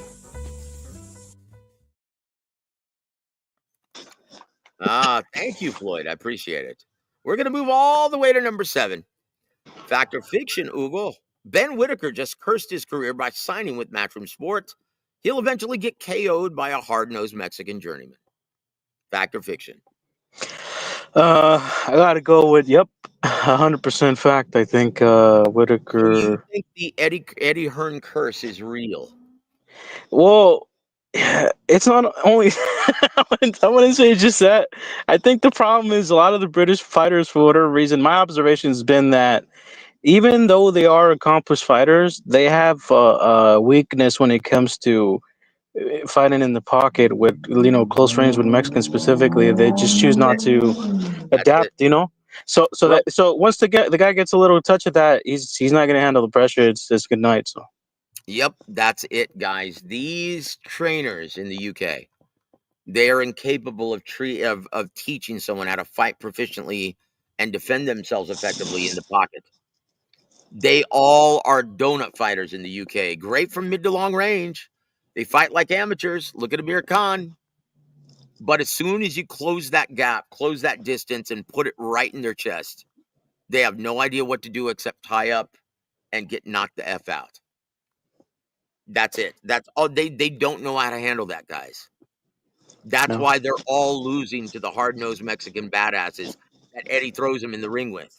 And Ben Whitaker, well, I hope you have a say-so in your opposition, because if you leave it up to Eddie and Kevin Rooney Jr., their matchmaker, you're gonna get slept by a Mexicano, and that's guaranteed, guys. And Peter Von Arch agrees with you. Factamundo. Yep, Eric Gomez says UK is cursed to lose to Mexicans, and Ugo just explained why. There it is. Would you want to play one more? Go for it, Joseph. All right, here we go. One more. Hey, we ain't ducking and dodging nobody. It's time for fact or fiction. Thank you, Floyd. I'll tell you what. Let's do this one. Fact or fiction, brother? Lamont Roach Jr. needs to stop complaining about Gervonta Davis and start focusing on Isaac Pitbull Cruz, slated for December 6th in San Antonio, Texas. Fact or fiction? I say fact, mainly based on the fact that he has no real say in what Gervonta does. You know, Gervonta's on a different. He's on a different schedule. He's going on his own way, so he should, fight. Be very mindful of Cruz, because Cruz actually, in my opinion, Joseph, I think he gave Tank a really hard fight. No matter what the excuse was there, he seemed to He be sure did. better. He Yeah, sure did. Tank landed a lot less. I've been going back and forth with a lot of the Tank fans too, and it's a dangerous fight because I keep this in mind, right? Lamont was great, but it took him, and he had an exceptional performance that night with Tank Davis, but it took him too long for him to put everything together. Because 7 years ago, he was lacking everywhere, in the speed, in the agility, in the just the basic fun. In a lot of places, he was lacking, and only up until now he put it together. But that's why I'm looking forward to this matchup, because I think it'll tell us a lot. Because he has to be mindful. Because Yep. this is a guy barely coming in to his own, and I'm gonna be honest. Even though he did good, he didn't show. I wanted to see more, And if he doesn't hit that next level, I think Cruz is he can put him on him. He can put him out. So I couldn't agree more, brother. Once again, if you're not 100% focused on Isaac Pitbull Cruz, like, say, Rolly Romero, he was looking for the rematch with Gervonta Davis. What happened? yep, knocked out, Yep, guys, embarrassed. On look, top of it, and look, I'm sorry, with a style like Isaac Cruz, do you have that luxury of taking your time with feeling out rounds, waiting until the 5th or 6th round to get started? No. He's going to come Mm, right at you. He's coming. He's yeah, coming, guys. So, Lamont, you better get over this and stop crying like a little biatch and start focusing on Isaac Pitbull Cruz, or else you're going to get whooped. It's going to be another Vernon Forrest versus Ricardo Mayorga. There, I said it. agreed, Guys, Joseph. don't be surprised if it looks a lot like that fight. Yep,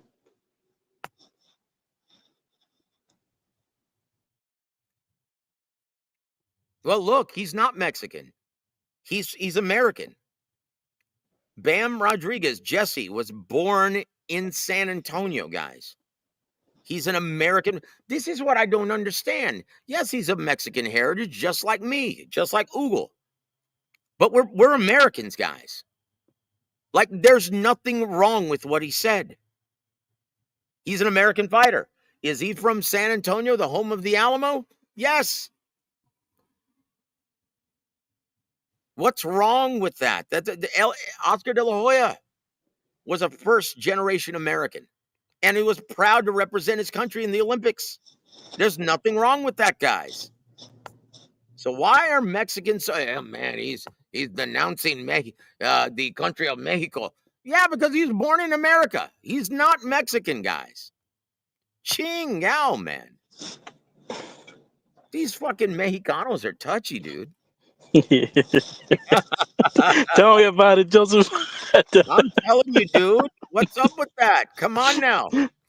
Hey, look at it. The boy doesn't even know Spanish. Yeah, Bam Rodriguez doesn't know Spanish, guys. Yeah, but I think if you ask him, he respects his heritage like all of us do. Well, dude, It's kind of teach his so own. do I. So does Yeah, he. teach So his does own. Oscar. Yeah, and Are we Oscar said it proud? too. Are we proud of our Mexican heritage? Hell yes. I wouldn't want to be of any other ancestry. Yeah, I love my Mexican. Dude, I love celebrating the Mexican holidays. I love being a Roman Catholic. I love everything that comes with my Mexicano heritage, brother. I love Mexican food. Man, I could eat it every single meal of every day. I'd yeah, be as big as a house, but yes. Dude, I love me, man, sopapillas. I love me arroz con pollo. I love it. Yeah, but am I American? Am I Mexican? No, I'm not Mexican. I'm American. I was born in San Antonio just like Bam. yep.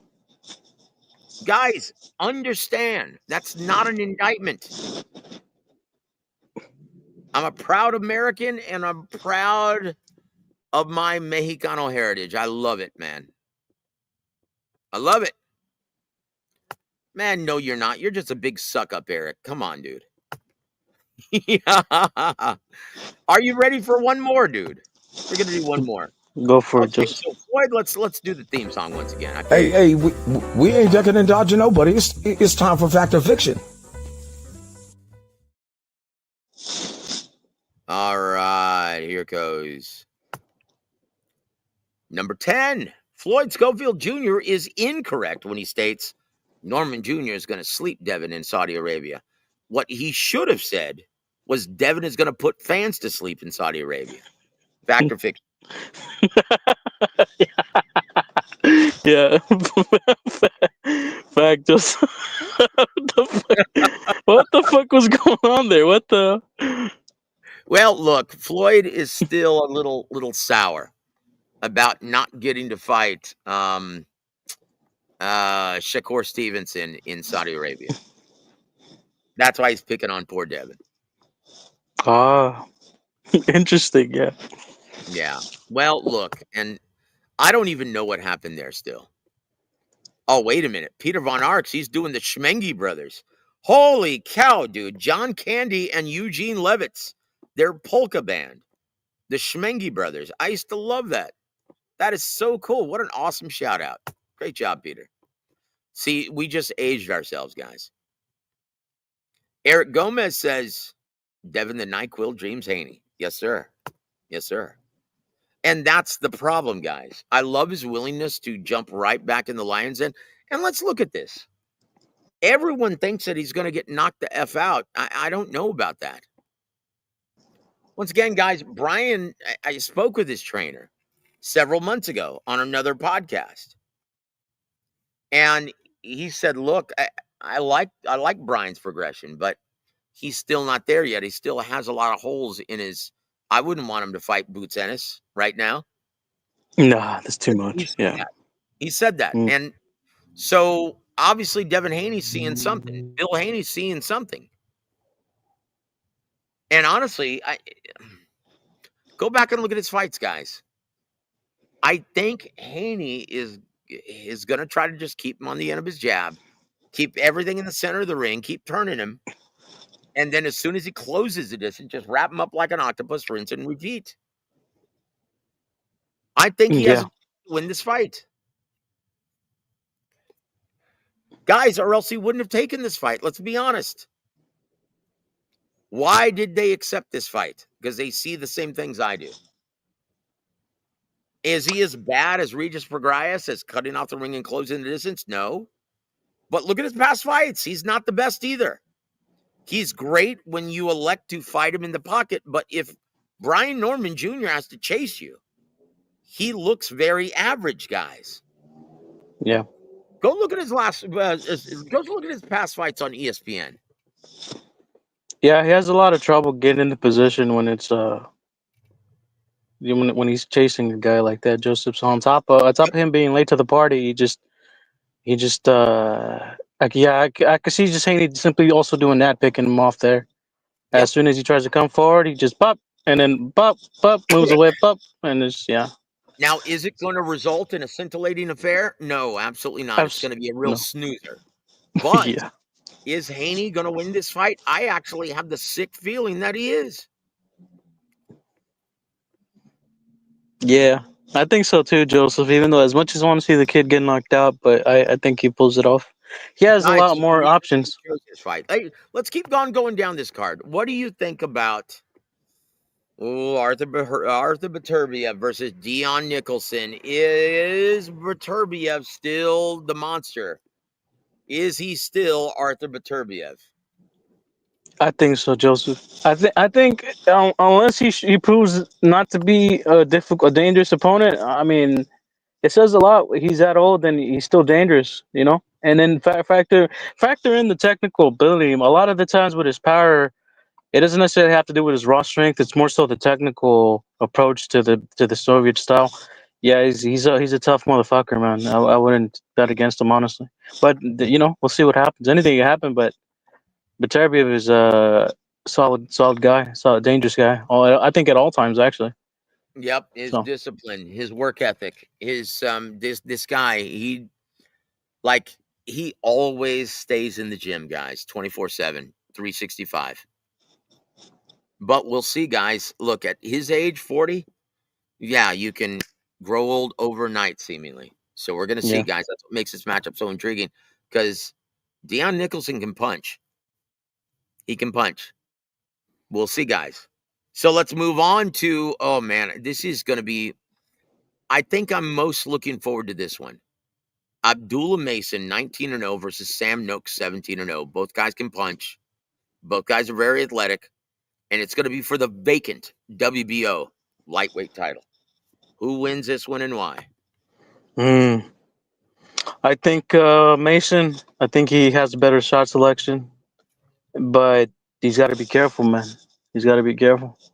It's a great opportunity for him. He can put on the show. He can put on a statement here. If I was him, I'd go on to just rip his head off, you know. But I think that's Guys, going to be the deciding factor. The shot selection better. they're both special fighters. Honestly, I love this fight. This one, oh man, I can see it playing out either way. And in my opinion, Mm, it's too close to call.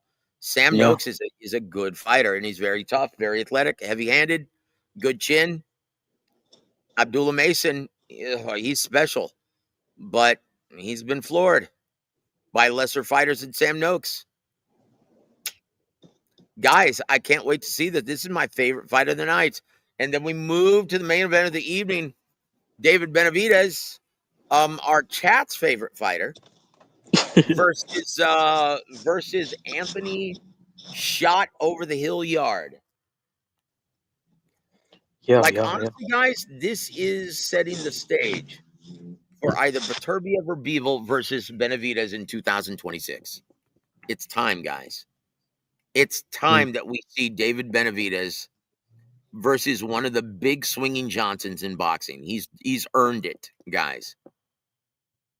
And I know all the Canelitas don't want to see it. Oh, hold on. Whatever happened to Beterbiev failing the testosterone test? Yeah, just like every other test, gets swept under the rug. Guys, I don't know what the big deal is. I don't know why the fans try to act like they give a shit about it. No one in boxing does. No one cares. No one cares, guys. Eric, see, now you're making some sense. David is my favorite. Yes. Come on, join in. Join in the fun, guys. Yeah, Peter, I know. Dude, this is going to be an amazing fight, guys. Like, honestly, that's the one I'm most looking forward to. Abdullah Mason versus Sam Noakes. In my opinion, I can see it playing out just like a lightweight version of Carl Froch and Jermaine Taylor, going right down to the final round. Joseph, you think they trade knockdowns? Wouldn't that be something if they traded knockdowns? I think it will. Like I said, I can see it playing out just like Carl Froch and Jermaine Taylor.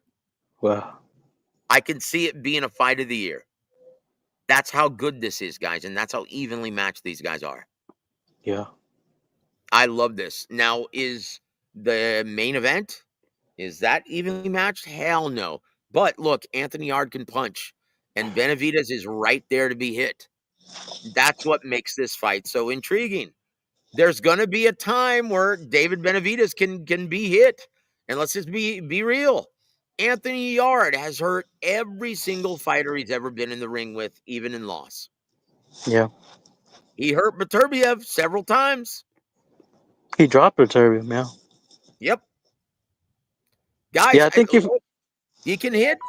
David Benavidez can be hit. He's not the most defensively responsible fighter in the division. yeah, I think if he catches him early, but maybe a knockdown. But after that, no, I think I see Benavidez taking over. Actually, around the fifth round, Yard has to do something early.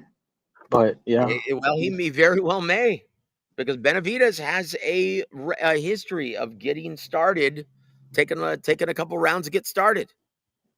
yeah, But I don't know why he does that. he also has a great chin. Look at all the punishment he took from Morrell. Yeah, He got rocked by Morrell after the third round. Guys, Anthony Yard can punch. Don't sleep on him. yeah, absolutely. Daisy, from what I'm hearing, it's going to be in February, Riyadh season. 2026. Yep, 2026 Mm, February. damn. So let's finalize things. I only have about 5 minutes left, guys. We're approaching 2 hours. So Hugo, drum roll, please. Ryan Garcia versus Mario Varrios for the WBC title. What are your thoughts on this WBC title fight? On two guys arguably coming off of two losses. Yeah, yeah, interesting. I wonder how the fight materialized. I wonder what those negotiations were like. But got Ryan. I think I got Ryan beating more Barrios. I think whether or not we get a consistent Ryan, I think he has his skill set just is a lot better over Barrios. I mean, it's a decent fight considering the conditions of their respective careers and where they're gonna go after this. I'm more interested to see what they do after the fact. But yeah, Guys, honestly, I can see Mario Varrios if he fights a disciplined fight like the guy who ended the Abel Ramos fight. If he fights like that in the final, yeah, what he showed us in the final 3 or 4 rounds of that fight. If he fights like that for all 12 rounds, I think he beats Ryan. Keeping him on the end of his jab, keeping everything in the center of the ring, turning him. Just using his jab, stepping to his left away from that left hand. If he neutralizes him and forces him to punch across his body, setting himself up for hard right hand counters, Mario can win this fight. Um, mm. Daisy, I'm sorry to report that no. Omira, yeah. Oh boy, that's an ugly separation, guys. Ugly, ugly, ugly. And Yeah, so, yeah, Daisy. no, Daisy, he's not. No se chismosa, Daisy. No se chismosa. Let it be, man. Jeez. Oh, Chingao. Garcia versus Barrios. Yep. Well, it should be interesting, not to say the least. The build-up's going to be fun. I'll tell you Yeah. what, it's going to be co-main event to Manny versus Roley. Oh Mm. boy. And they're setting up unification between the winners of both fights. Yeah, that's what it sounded like, right? Yeah, yeah. Mm. So, guys, this is what tells you the drawing power and the attraction level of Devin Haney compared to Ryan or Roley. right? Because a lot of fans on X will try to insist, oh, Devin's one of the biggest stars of the. Really? That's why he's having to go the hard route against Brian Norman? And Ryan is being gifted this WBC title opportunity? Yeah. And Rolly is fighting a legend like Manny Pacquiao over the hill? Guys, there's a rule in promotion. If you can't sell tickets, boy, you're going to have to earn your bones the hard way and take on the tough meat. And if you are a ticket seller, well, you're going to get these opportunities. That says it all, guys. That says it all. So don't hate the game. Don't hate the game, guys. That's the way it is. It's a business. With that said, I'm going to make my early predictions. I like Manny Pacquiao outpointing Rolly Romero. That footwork is going to befuddle him. And if he can maintain that level of energy for all 12 rounds this time, I see him outpointing Rolly Romero. And then my early prediction for Barrios versus Garcia. Sorry, Ryan fans. I see Mario Barrios actually outpointing him. There it is. Those are my two predictions. And once again, it's subject to change the closer we get to the fight and what I see from both guys in camp. And I'll keep you notified, guys. I'll let you know everything that I find out. Just like today, I'm announcing the news, guys. How do you like that? You heard it here first. Daisy, what do you have against a legend like Manny Pacquiao? Come on. Man, I'm tired of Pacquiao. Chingao, what did he steal you? Why are you tired of Pacquiao? Come on. He's good for the sport. Especially, man, with these titty babies. Like he's seeing all the old men like Crawford, Usyk, Baturbia flourish in their old age. He's like, why can't I do it? Until these youngins actually grow some toughness, grow some balls, learn how to handle pressure, I'm gonna try my hand. You can't blame him. Seeing the low-hanging fruit at 147, you can't blame him for trying. And honestly, in the American market, we need names like Pacquiao to sell tickets. Because these youngins aren't doing it. It's like they talk a good game and they fight hard on social media, but when they get in the ring, they turn into a bunch of panochas. Am I wrong, Hugo? No, absolutely. That's 100%. So there it is, guys. I tell you what, that's going to be it. We're 2 hours in. I want to thank you for joining me and spending this time with me. And I'm more than likely not going to be able to go back on the air until possibly Sunday or Monday, guys, because I've got a busy work week. So God bless all of you. Hugo, your parting shots for our listening audience, man. And what did we learn tonight? Learned a lot, Joseph. I tell you what, guys, I love being on here. Love talking to all you guys. I love talking boxing. Love hanging out with all of you. Thank you for spending this time with me. Hugo, God bless you, brother. Thank you for being the voice of reason and jumping on. We appreciate it. Oh, man. Yeah, that's what I'm here for. God bless you, my friend. And, dude, never change your moniker, brother. 3 men and a baby. 3 men and a baby. I love it. I actually got it 3D printed, Joseph, on my wall. Yes, dude. I'm dude, I would love to get like a mug or something. And dude, go live on camera one day and have that on the front of my mug while I'm enjoying my coffee. Yeah. Dude, wouldn't you? I'd love to have a mug. Dude. A shirt. Yeah. I'm making a shirt out of it. Yeah, I'm gonna walk around with this in person with a shirt, you know. I just gotta get the 3 men and a baby. 3 men and a baby. There you go. Guys, on behalf of Hugo and on behalf of Anthony and the racist Dirk, I'm Joseph Heron. You've been listening to WaraWeek Boxing. Have a great evening, everybody.